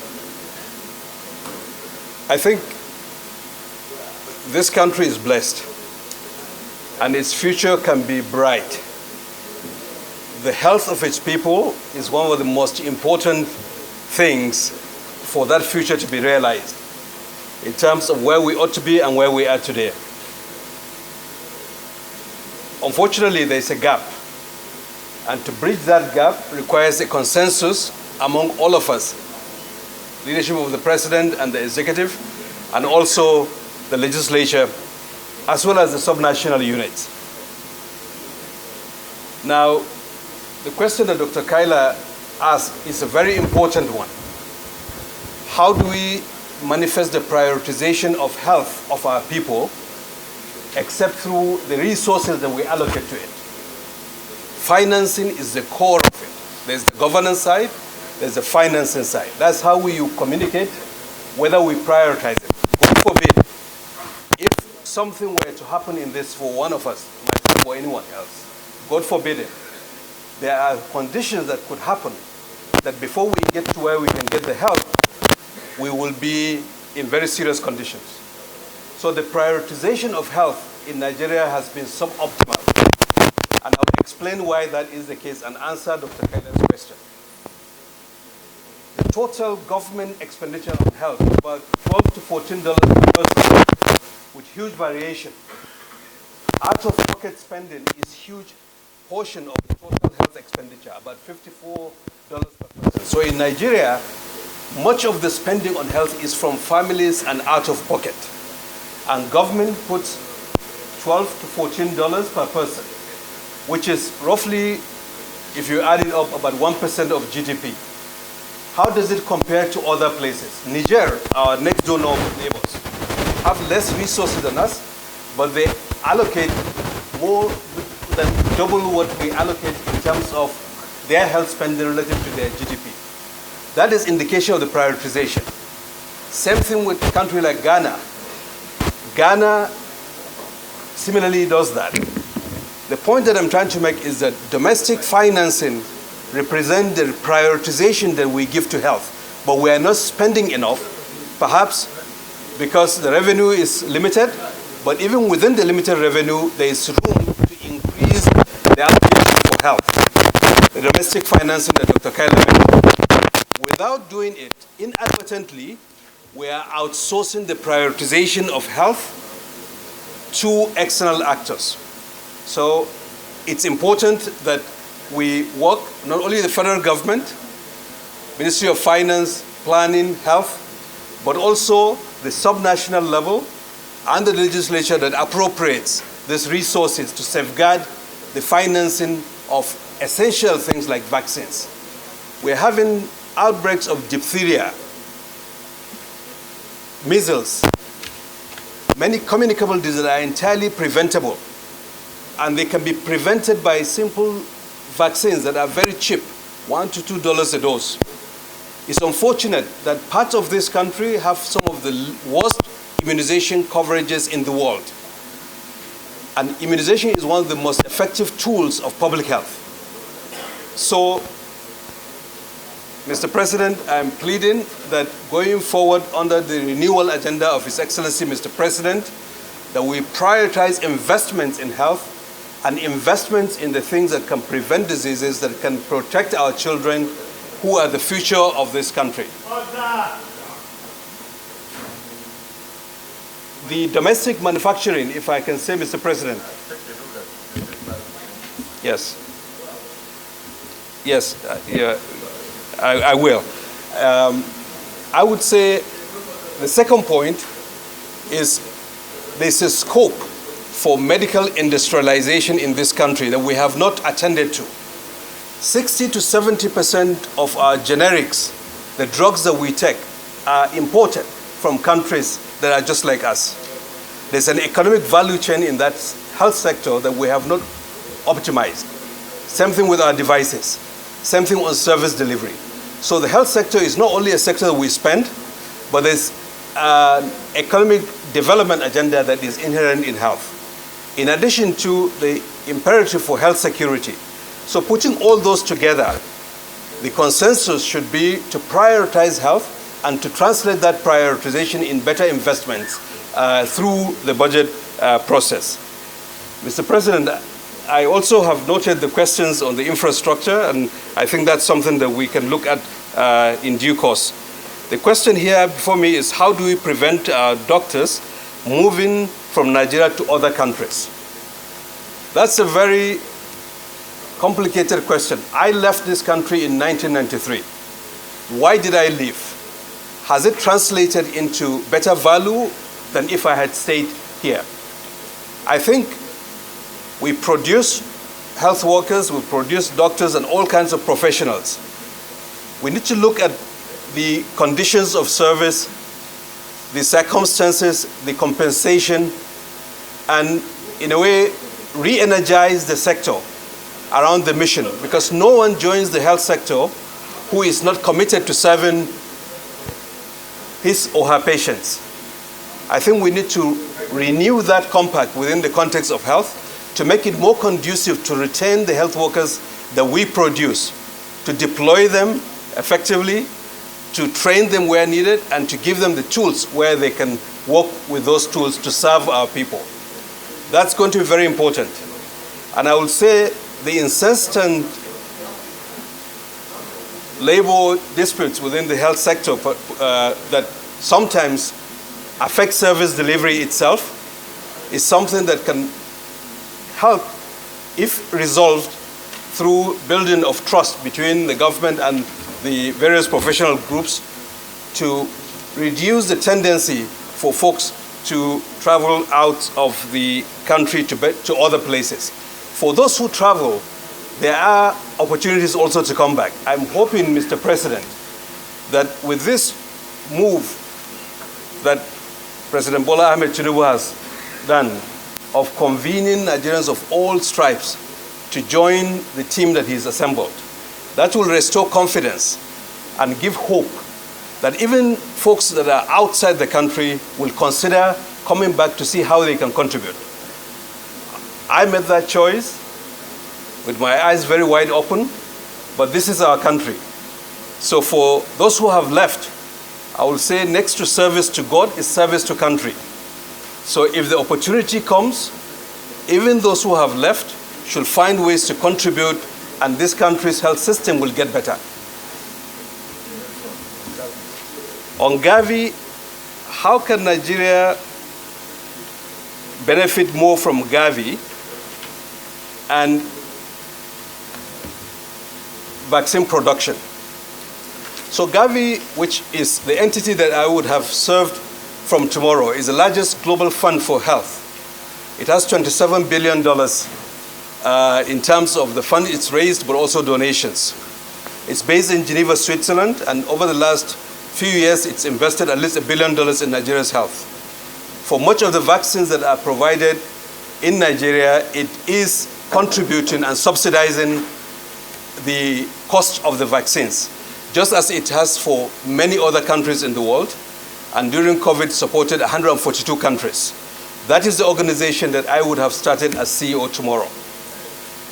Now, the production of vaccines is something that a country ought to decide. India is the pharmacy capital of the world. It didn't happen by accident.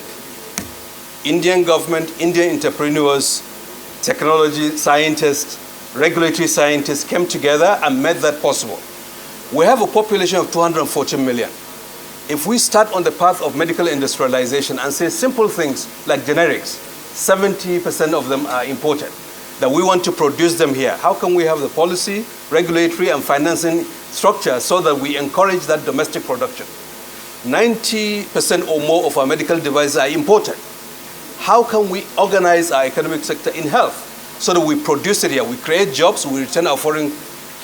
If we start on that path and build our regulatory capacity based on what entities like NAFDAC are doing, it is very possible that we can move fast in the arena of other biologicals. Vaccines are one. There are countries in the continent that are planning to produce vaccines. Rwanda, Senegal. They are producing vaccines. If we don't act, it's to produce to sell to us. And we can go beyond the vaccines that are already in place, the cheaper vaccines, and go towards more advanced vaccines like cancer vaccines. Those are arenas that we can look forward, given the size of our economy, given the resources that God has imbued this country, and the leadership of our president, to see how we can invest on that path so that we will be more secure in the supplies that we get for our health and get the economic dividend from that investment. Mr. President, I will answer the question on cancer a bit from another angle. The infrastructural bit, cancer, we lose about 600,000 people from non-communicable diseases. We talk about infectious diseases, which are vaccine preventable. There are many other diseases that are non-communicable. Cancers are one of them, hypertension, diabetes, stroke, and others. Now, there are vaccines that can prevent some types of cancer. The hepatitis B vaccine. The hepatitis vaccines can prevent cancer. In effect, they prevent an infection that can cause cancer. The human papillomavirus vaccine for adults and girls prevents a viral infection that can lead to cancer, cervical cancer in women. And we have a large burden of cervical cancer, particularly in this country, and our women bear the brunt of it. Dealing with cancer, there's a preventive side, in addition to screening, but also the vaccination. There is a vaccine which is available in most other countries. And thankfully, in the next few months, Nigeria will get ready. We'll have the human papillomavirus vaccine, and Gavi is supporting that in this country.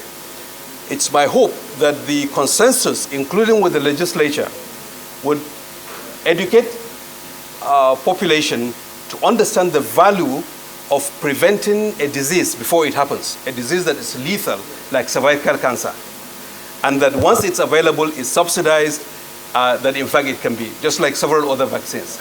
But in the future, with the technology of vaccine production, the mRNA vaccines, cancer vaccines will become a reality. And I am pleased to say, Mr. President, that we are confident that under the leadership of the President, Nigeria will be a hub for health, not only for our country, but also on the continent. Because what happens here has ramifications. We can supply our neighbors. We can supply rest of the continent as well. So the time is getting there when development, at least in health, we need to own it. We should be responsible for the health of our people.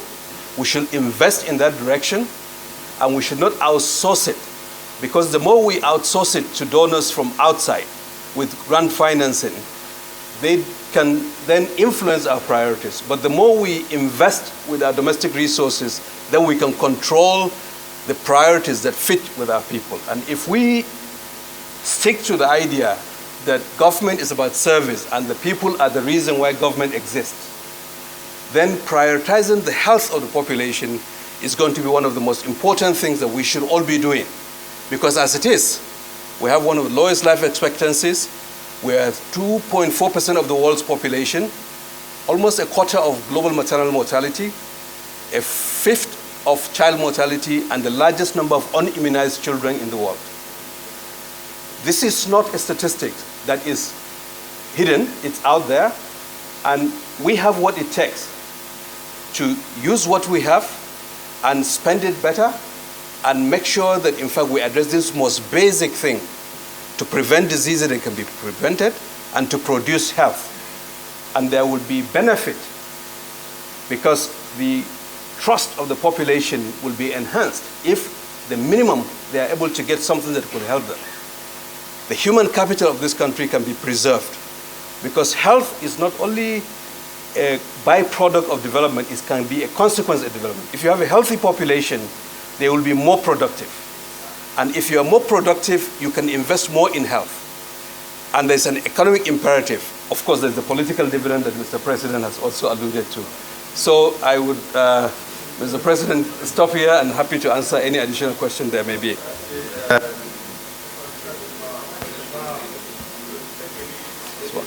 There's one question of preparedness. I think it's a very important one. On the microphone.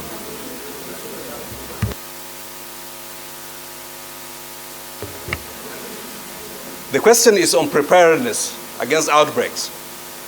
And I think it's a very important one. Health security is part of national security. And let me explain. I was leading the World Bank's global practice on health when COVID hit.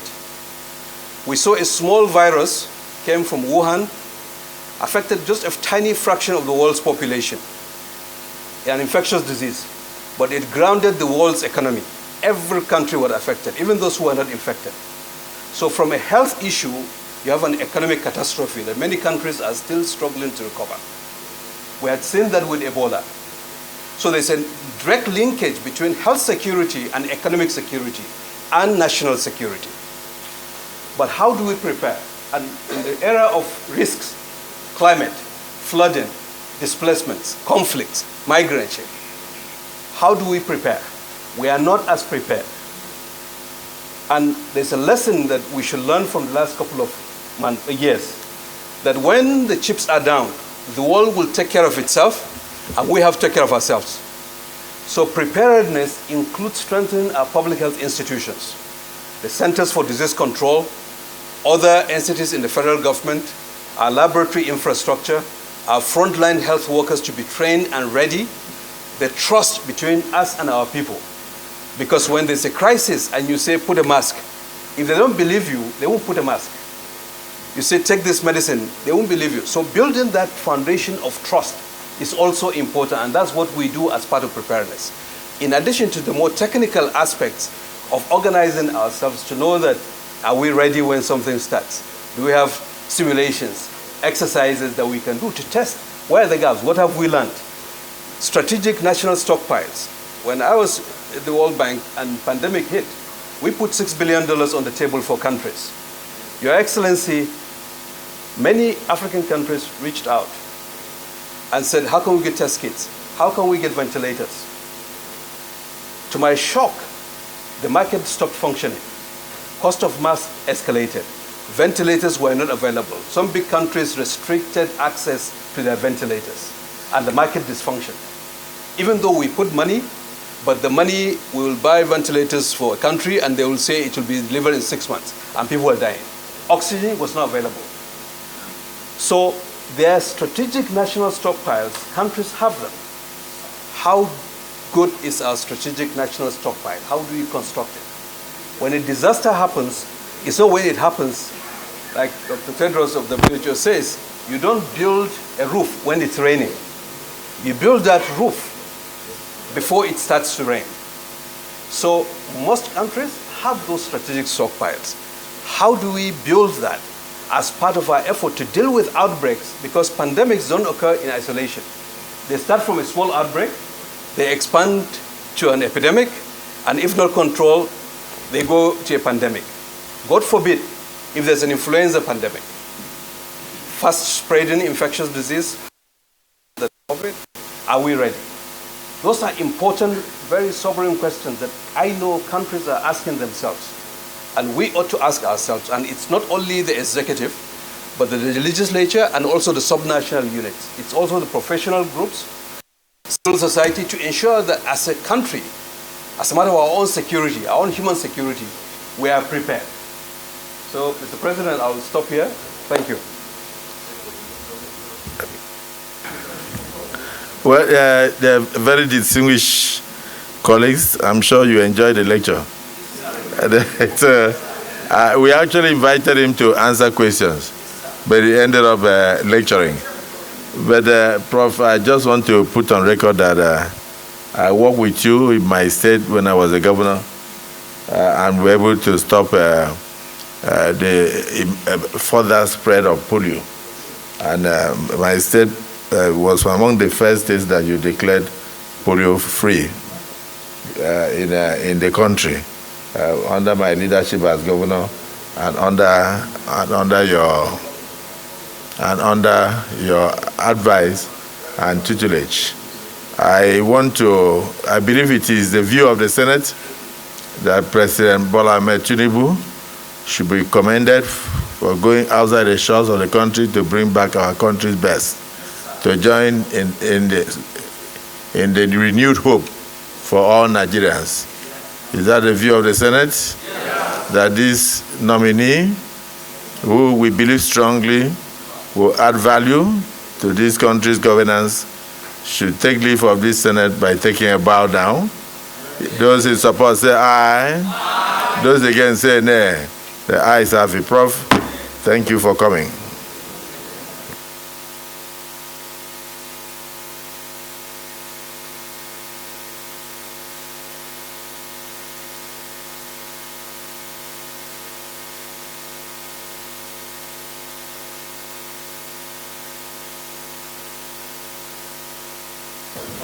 Distinguished colleagues, just the last nominee for today, and then we revert to plenary shortly. So be patient with me.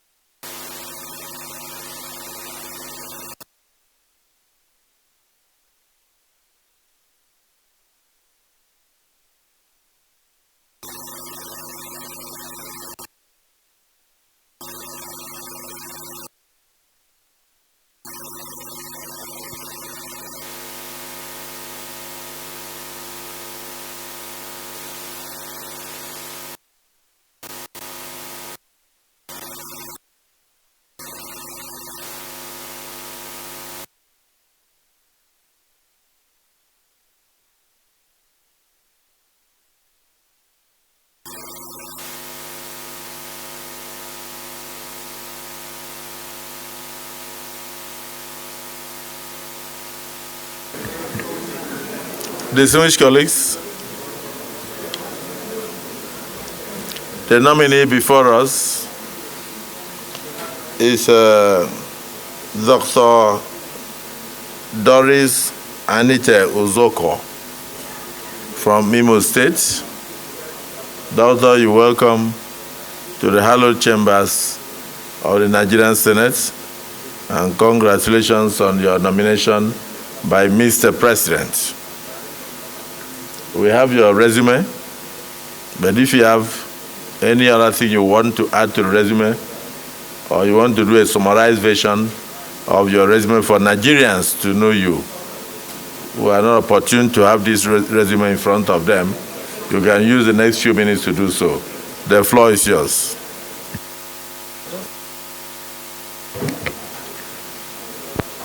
Thank you, Senate President. Thank you, the Deputy Senate President. Thank you, Senate President. Thank you, Deputy Senate President and principal senators here, as well as the distinguished senators here. Thank you for welcoming me into this hallowed chamber. I'm here as a ministerial nominee representing Imo State, who's been nominated by His Excellency President Bola Ahmed Tinubu. I would like to use some time to introduce myself properly to you. But before I proceed, I would like to first give thanks to Almighty God for bringing me thus far. I would also like to thank my community for their support for training me. They played a role in mentoring me so far. So I want to thank my governor, Senator Hope Uzodimma. I want to thank Jimovia, chairman of Zenith Bank, and the entire management of Zenith Bank for their mentoring and their tutelage so far. My name is Dr. Doris Uzoka-Anite. I would like to repeat my name because I know I've heard so many versions of my name.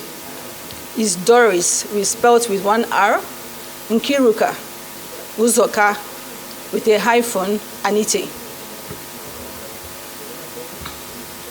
I come from Osuobodo, Uguta local government area of Imo State. I had my early childhood in Osuobodo, Imo State. And then we left to Lagos State where I completed my primary school.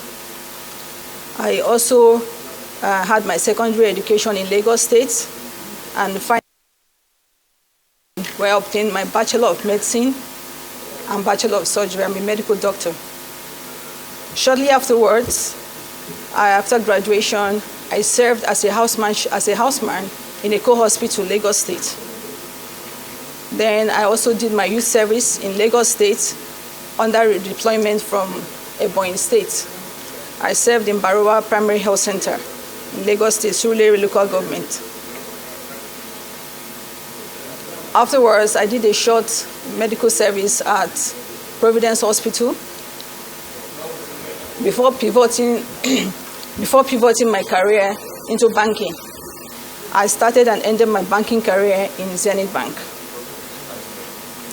My first appointment in Zenith Bank was to set up the Zenith Philanthropy and External Relations Department. I was a assistant banking officer.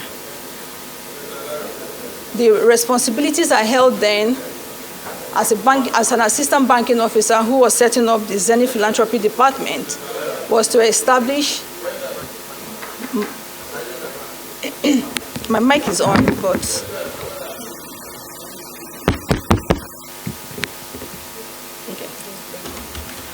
okay. Can you hear me now? It's better? Thank you. I set up the Zenith Philanthropy and External Relations Department as an assistant banking officer. My responsibility was to establish the corporate social responsibility of the bank and to set a course for the bank's philanthropic activities and its corporate social responsibility. Some of those things that we did still stand to record, one of them being the construction or reconstruction of the Ajose Adeogun street, which still stands as one of the best streets, and still being used till tomorrow as one of for the youth parade, Christmas youth parade, as well as the Christmas lighting, and it still stands as an icon till today. Due to my performance in my various responsibilities, I got triple promotions, double promotions. Eventually, I headed the Human Resources Department and the Training Department of Zenith Bank, actually 8 years after I joined the bank. And that was actually a phenomenal success or record. As head of Human Resources, I was responsible for translating the strategic objectives of the bank into execution. And then I was asked to ensure that we quadrupled the profitability of the bank. And then I identified that human resources was the best or the most valuable asset any company could have, or any nation. So using my recruitment skills, because I first headed the recruitment department, we identified and identified very qualified personnel, hired them, trained them, equipped them with the skills they needed, and deployed them to areas where their skills met their competencies. And we can see the growth translate into the profitability of Zenith Bank today. Under my watch, we grew Zenith Bank from 80 branches to 400 branches. And we also quadrupled the performance of the bank in its balance sheet size. Afterwards, I was redeployed to Treasury Department. I started my career in Treasury Department as a bond trader, head of bonds trading. I moved on to currency trading. Then afterwards, I became the head trader for the bank. And I set up the Zenith Sales Department, as well as the Financial Institutions Department. Shortly afterwards, I was promoted to become the group head of Treasury. As a group head of Treasury, I was responsible for the balance sheet management of the bank. I was responsible for balance sheet management of the bank across all its subsidiaries, and this also included its foreign currency liability and assets and liability. I also was responsible for the revenue growth of the bank, and under me, we recorded a year-on-year growth of over 36%. Investment officer of the bank. And most of the investment, you can see some of the activities or my contribution to the growth of the bank. I work with a team of highly qualified individuals, some of whom also benefited from my own direct tutelage and mentorship.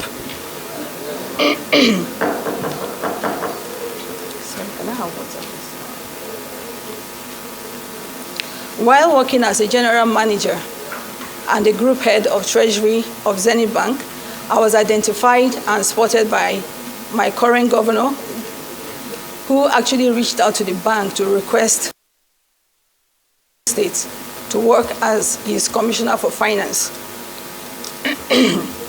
Following his request, I was redeployed, or rather, I was allowed to go to serve a service I consider as one of the most important service of my own lifetime, the service to humanity. And when I got to Imo State then was just starting to experience the height of insecurity. It was a very difficult environment, but I sat down with my governor and we determined its economic development plan. And then we sat down, and Imo State, being a transit state, is actually in the center of the southeastern bloc. And we have a lot of traffic going through that state to other states. And so it was very central to the economic activities and the commercial activities of that region. So we identified that construction of road was one of the most important things that we needed to do. And I can tell you, then with very sparse resources, we decided to, we went on to construct to today over 37 roads.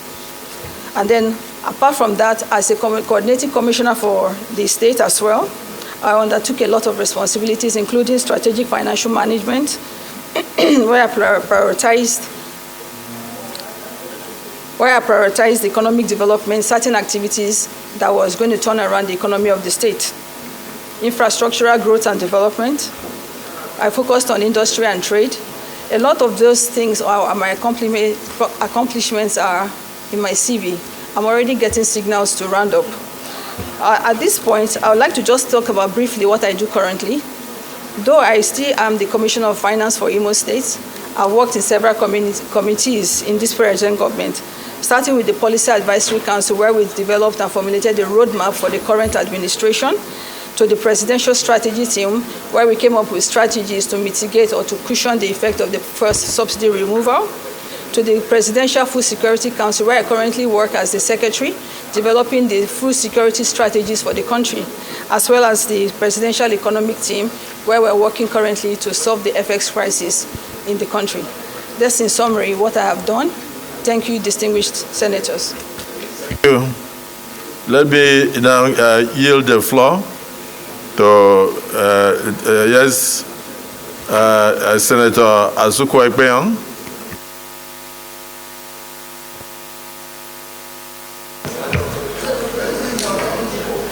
Good evening, Mr. President.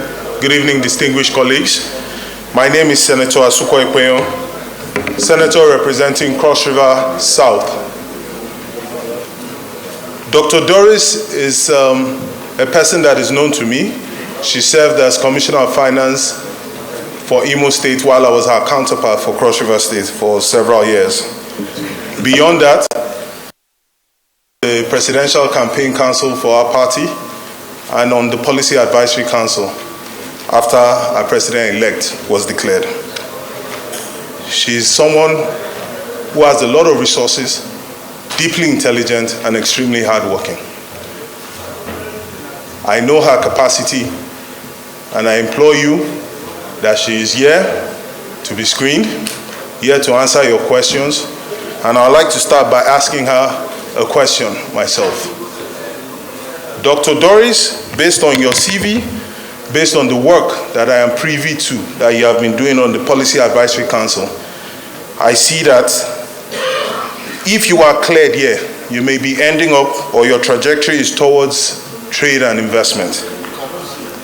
I would like to ask questions in that area. Today, one of the issues bedeviling the micro, small, medium enterprise in this country is the lack of adequately priced capital in the sector for them to grow. I'd like to ask, a lack of adequately priced capital, I'd like to ask what your intentions are if you were in such a ministry as trade and investment to stimulate the growth of that sector. Also, there are issues of multiplicity of agencies intervening in that sector. How do you intend to eliminate that duplication and streamline the interventions from agencies such as Sweden, Bank of Industry, Nexim, NEPC, etc.? Thank you very much.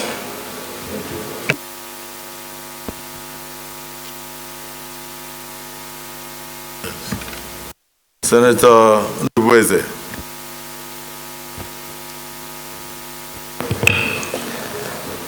Thank you, Mr. President, sitting.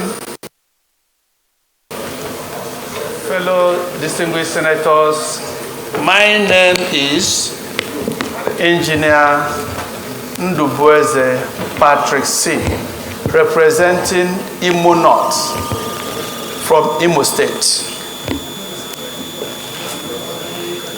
Mr. President, the person standing before us, Commissioner for Finance and Coordinating Economy in Imo State, supervising 12 ministries.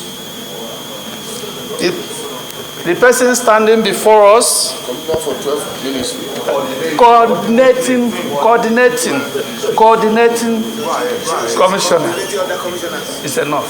Okay. So, you can see quite an intellectual.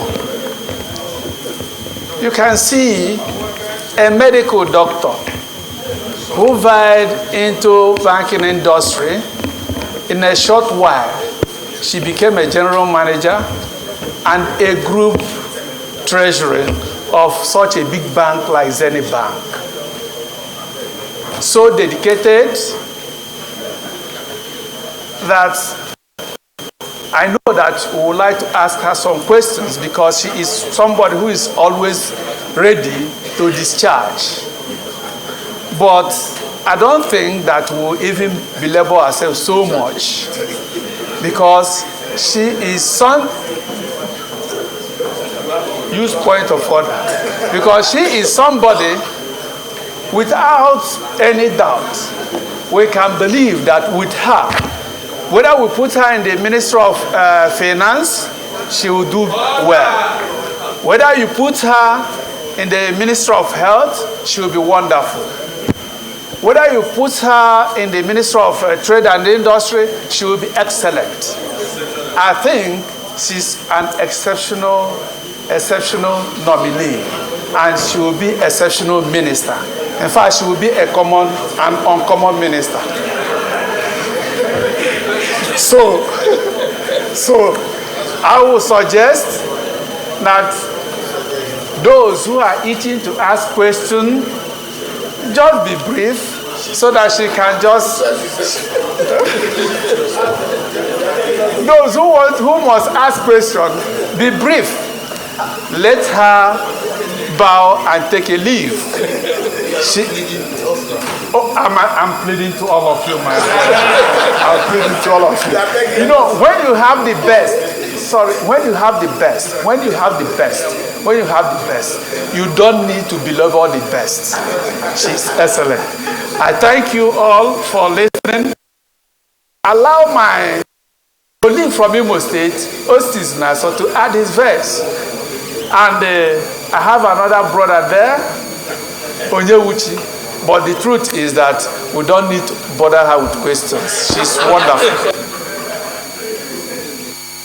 Well, to be honest, Senator Patrick Ndubweze has taken over the job of the presiding officer. After speaking, he also nominated the next person to speak. So I don't intend to disobey you. Therefore, I concur.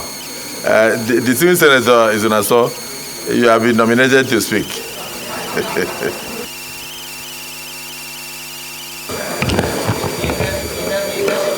Mr. President, sitting as chair, colleagues, my name is Senator Osita Izunaso from Imo West.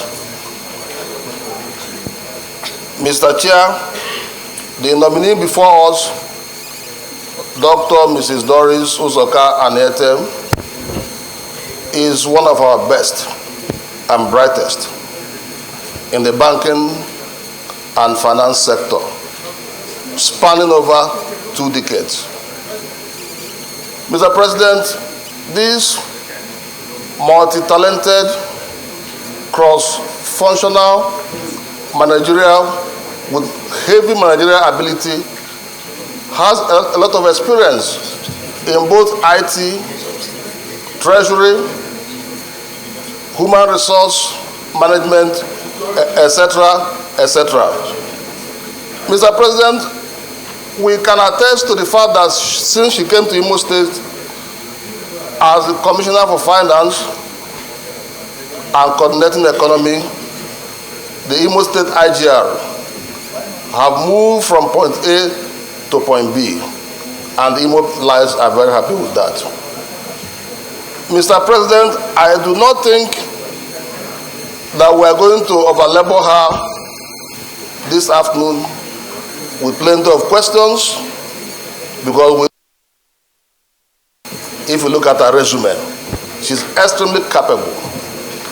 And I can look at the time, it's past 5.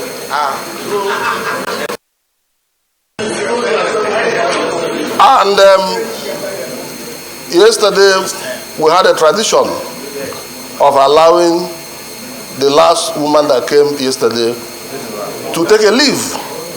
And today, Mr. President, sitting as chair, I will request my distinguished colleagues that we allow her to take a leave of the Senate.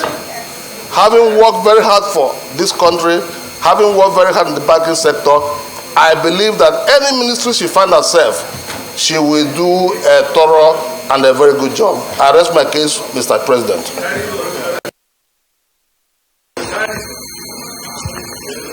Distinguished Senator Ezenwa.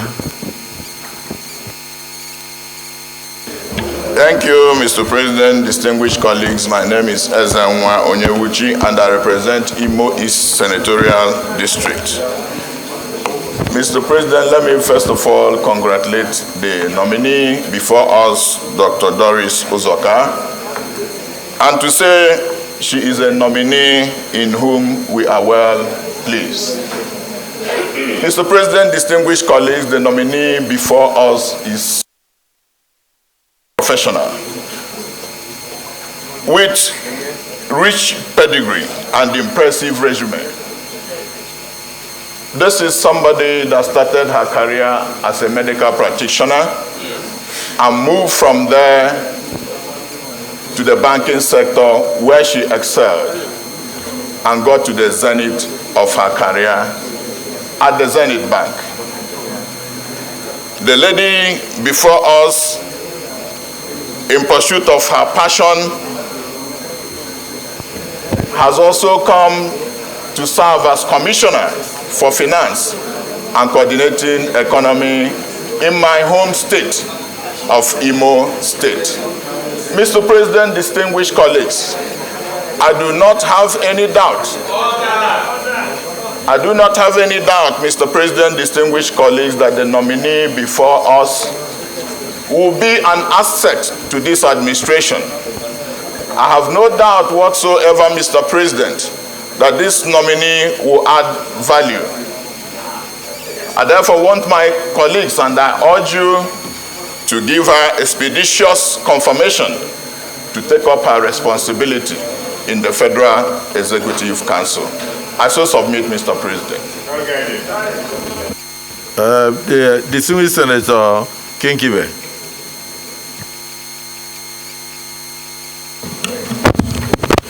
Mr. President, my distinguished colleagues, first and foremost, I'd like to congratulate the nominee.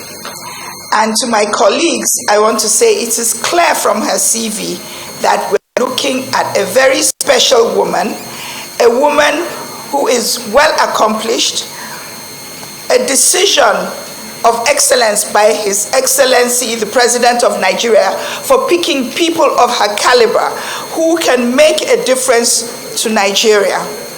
And so I'm trying to tell my colleagues also that there's no need to labor her. I'm sure that if we let her, she will be answering questions for the next 2 hours. But I know that as us senators, we do not want to be here for the next 2 hours. Since it is quite unnecessary, I think we should also let her take a bow and go, as we have done to all the other men and women of caliber that we have seen here in the last couple of days. Thank you. Distinguished Senator Orwell.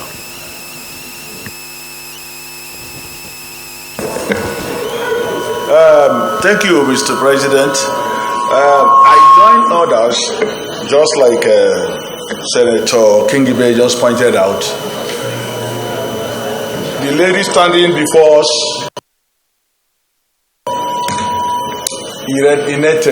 Adete,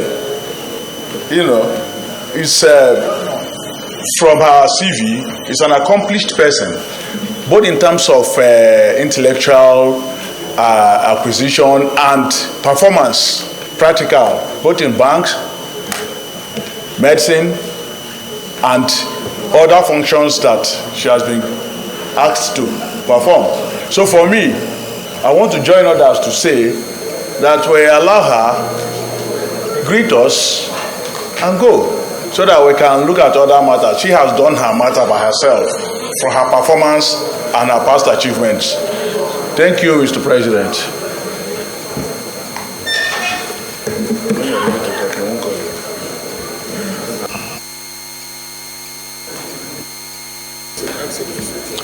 Distinguished Senator Dr. Zam.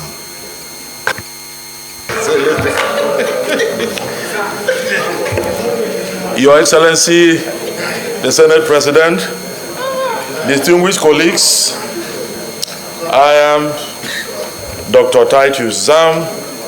I represent the good people of Benue Northwest Senatorial District. Mr. President, I have reason to ask a little question.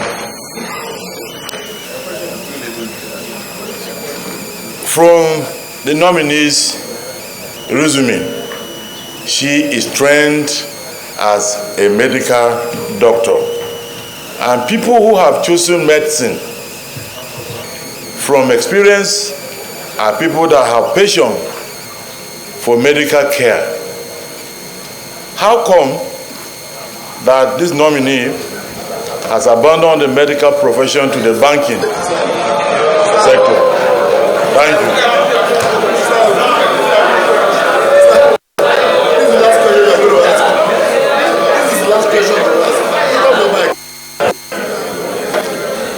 Distinguished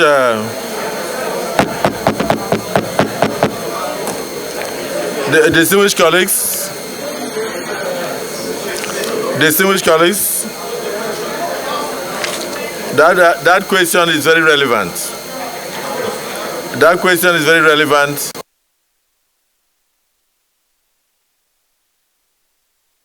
To know that having spent over 6 years studying medicine, what made her to abandon to go into. So I'm sure she will be very happy to answer the question. Distinguished Senator Idiot, you have anything to ask? Because we have to be gender sensitive. Yes, Your Excellency.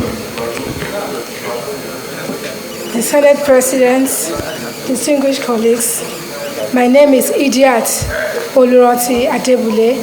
I represent the good people of Lagos West. Yes, the consensus is that you should take a leave of the Senate. But then, looking at your CV, and knowing fully well within me that you have the capacity and the capability and the competence to answer any question whatsoever in your area of study and your profession. I'm going to throw this question to you, knowing fully well you will do justice to it. Peradventure, you are confirmed and you are assigned the Ministry of Trade and Investment.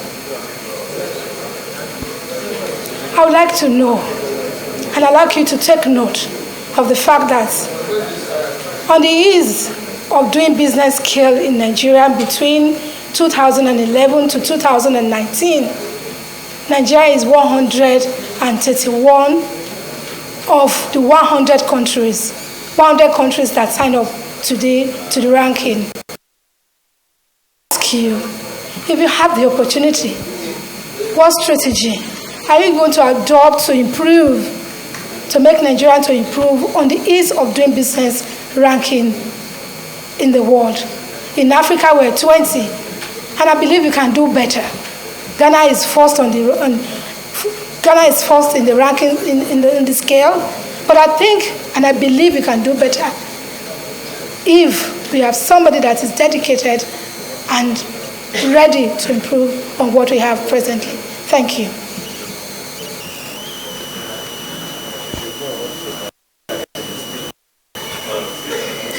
Never mind. Don't mind.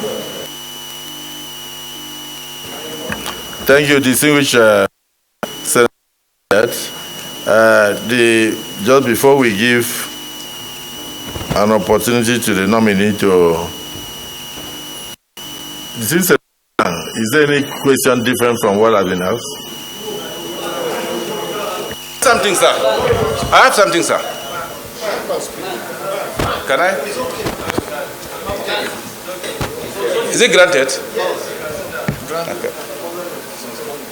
The President of the Senate, distinguished colleagues, I am Senator D.K. Plang, Senator representing Plateau Central Senatorial District. my colleagues to congratulate our nominee, and I also join them in appreciating her performances. My little question to her is, although people are saying, suppose you end up with trade and investment, I want to ask that even if you ended up there, for the fact that your background is also in medicine, I hope you will avail yourself to advise any other person handling any ministry, despite the fact that you are specified to a particular ministry, because I see content in you. Secondly, sometimes back, the Primary Healthcare Development Center or so agency awarded 774 primary healthcare centers in all the 774 local government councils. All the projects, particularly the one in my place, there's a one in Pushit, there's a one in Kadung, all have reached a stage but abandoned. And I think it has economic implication. I pray that as a member, when you are cleared as a member of the cabinet, the relevant ministry should be advised to ensure that these primary health care centers are brought to completion. I hope you'll advise.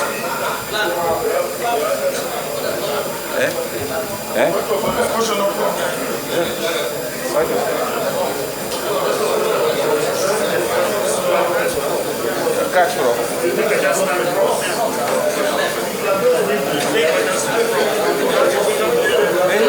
I wasn't having a chance now. I wasn't giving chance. I wasn't giving chance, eh? Okay, that's it.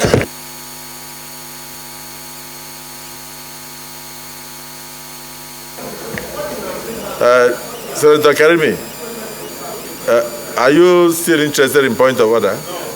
No. Okay, my question, finally, is that she's going to answer everything we have asked her. But I don't think my CV is complete.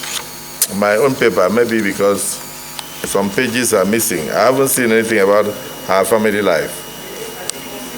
I didn't see anything about. I haven't seen anything about her family life.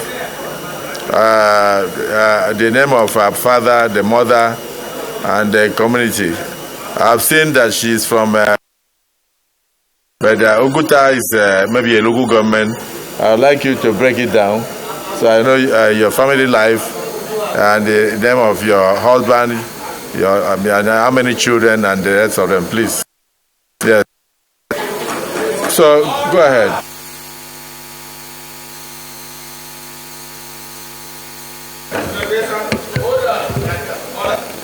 Thank you, distinguished senators. Let me start by the last question, or with the last question.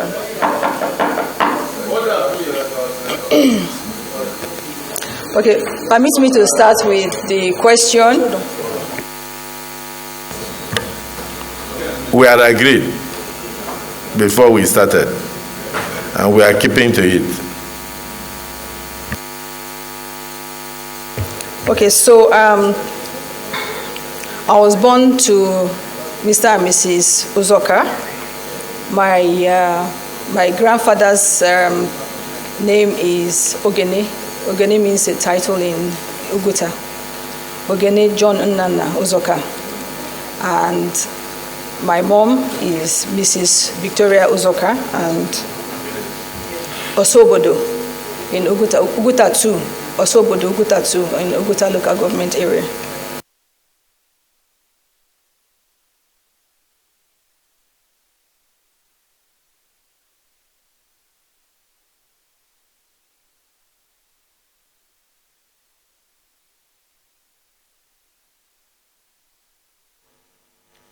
and I'm responsible for a whole community of people, both children, men and women, and I still feel very honored and happy to be of service to the community. I don't know if you want any other about my biography. Okay. Okay, so let me start with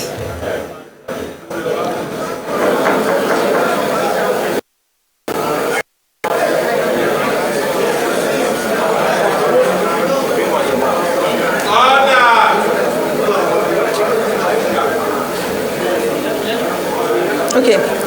I think also the question about why I left medicine or why I switched from medicine.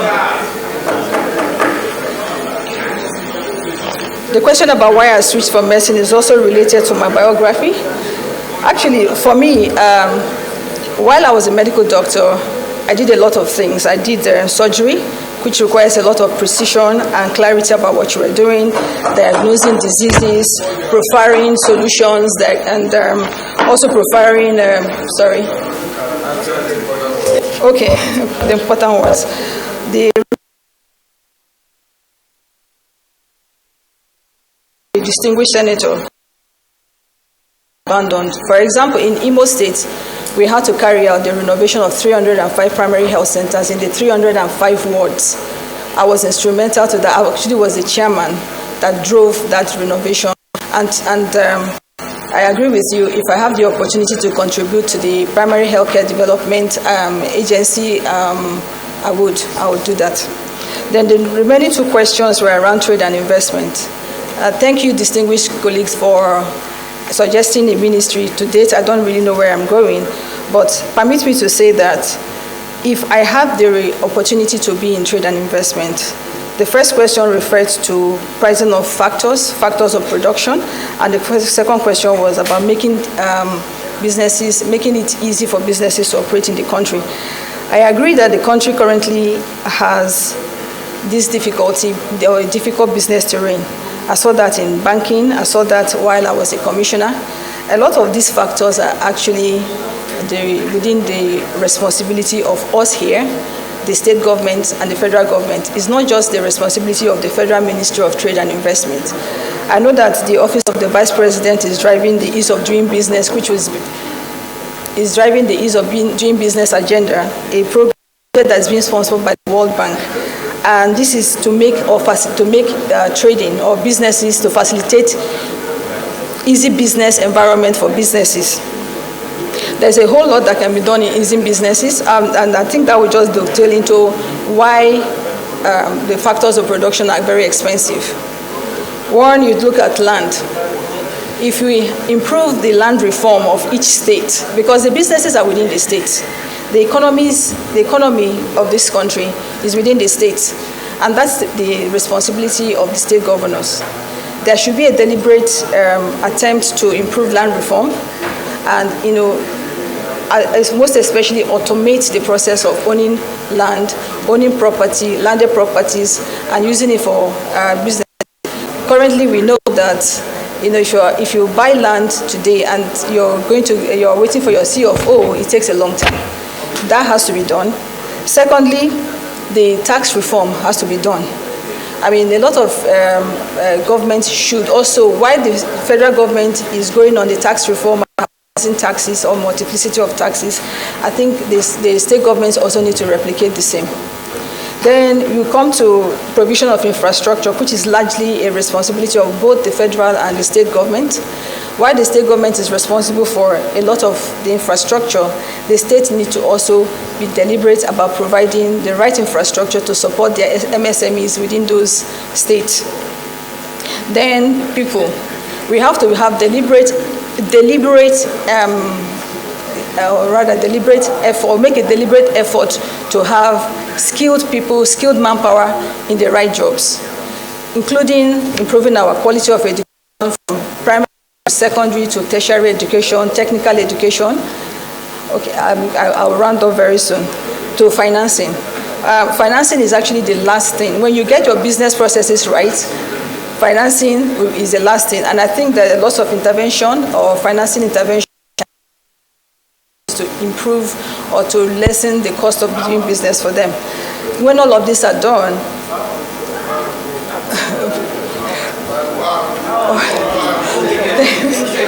okay, so I believe that if we're able to get it right, we will see.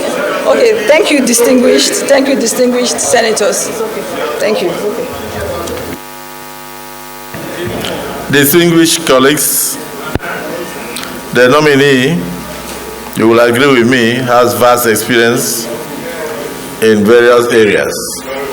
In the area of medicine, in the area of financing, in the area of human capital development, in the area of management, or in fact governance. Senator Patrick Ndubweze had pointed out that she was not only a commissioner in Imo State, that she was also supervising 12 other ministries, which makes it very clear that she is very vast she's very experienced in governance. So we must commend the President for the choices that have appeared here today.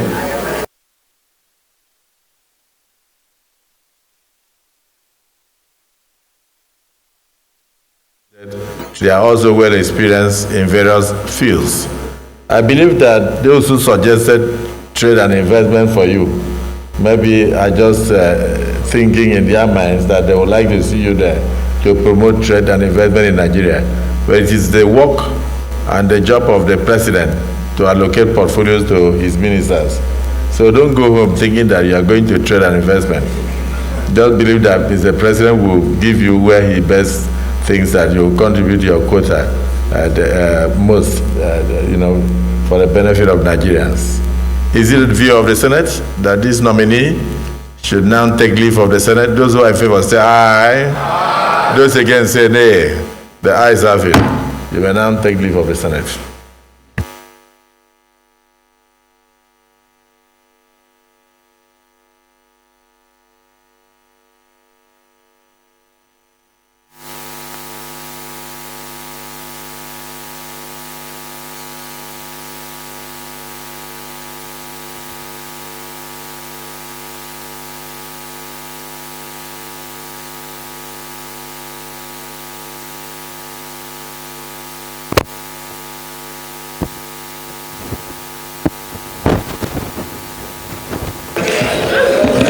Mr. President, distinguished colleagues, I move that the Senate revert back to plenary so that the chair can report progress.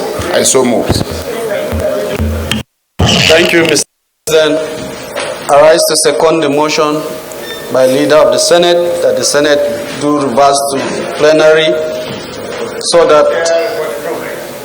that the uncommon chair can report progress. I so second. The motion has been moved by the Senate leader and seconded by the uncommon minority leader that this Senate do revert to plenary for the chair to report progress. Those who are in support of this motion say aye. Those who are against say nay. The ayes have it.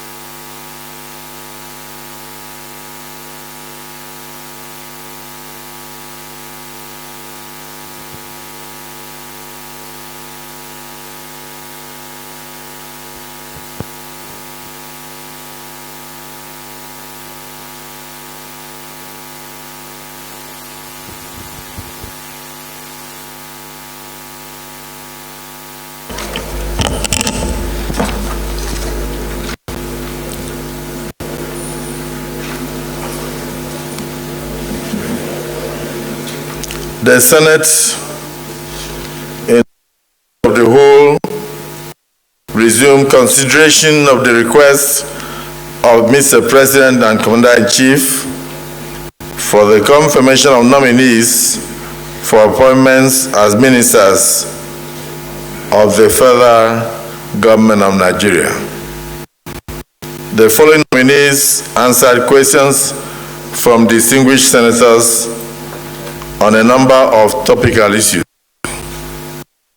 Mr. Dele Alake from Ekiti State, Mr. Muhammad Idris from Niger State, Mr. Latif Fagbemi San from Kwara State, Professor Ali Pate from Bauchi State, and Dr. Doris Uzoka-Anite from Imo State.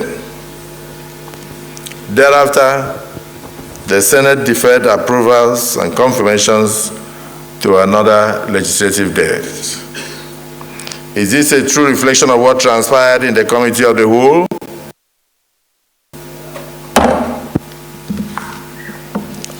Just very special announcement. We have a correspondence from the Commander-in-Chief and President of the country. This is to the distinguished Senate President on behalf of distinguished senators.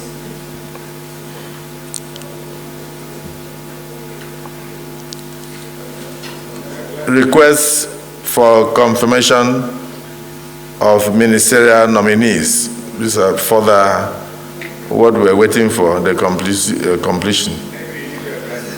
In compliance with the provisions of Section 147, subsection 2 of the Constitution of the Federal Republic of Nigeria, 1999 as amended, and further to my earlier correspondence dated 27th day of July 2023, I am pleased to forward to you the underlisted 19 ministerial nominees for confirmation by the Senate. 19. Ahmed Tijani Kwazo,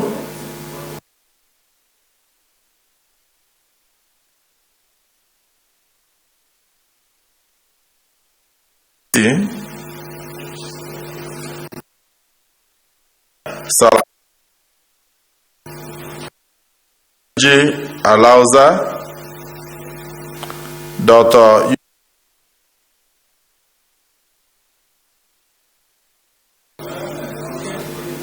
His Excellency Adeboyeka Oyetola, His Excellency Atiku Bakudu, His Excellency Bello Matawele, His Excellency Ibrahim Gaidam, His Excellency Simon Bako Lalong, Lola Ade John, Prince Shuaibu Lola Ade John, Prince Shuaibu Abubakar Audu, Professor Tahir Maman, Senator Aliu Sabi Abdullahi, Senator Alkali Ahmed Said, Senator Henekin Lukobri, Oba Maigari Amadu, Zevania Gizalo. Whilst I hope that the aforementioned nominees will receive the expeditious consideration and confirmation of the Senate, please accept distinguished Senate President and distinguished senators the assurances of my highest regards. Yours sincerely. This is signed by Asiwaju Bola Ahmed Tinubu, President, Commander-in-Chief, Armed Forces of the Federal Republic of Nigeria. Distinguished senators,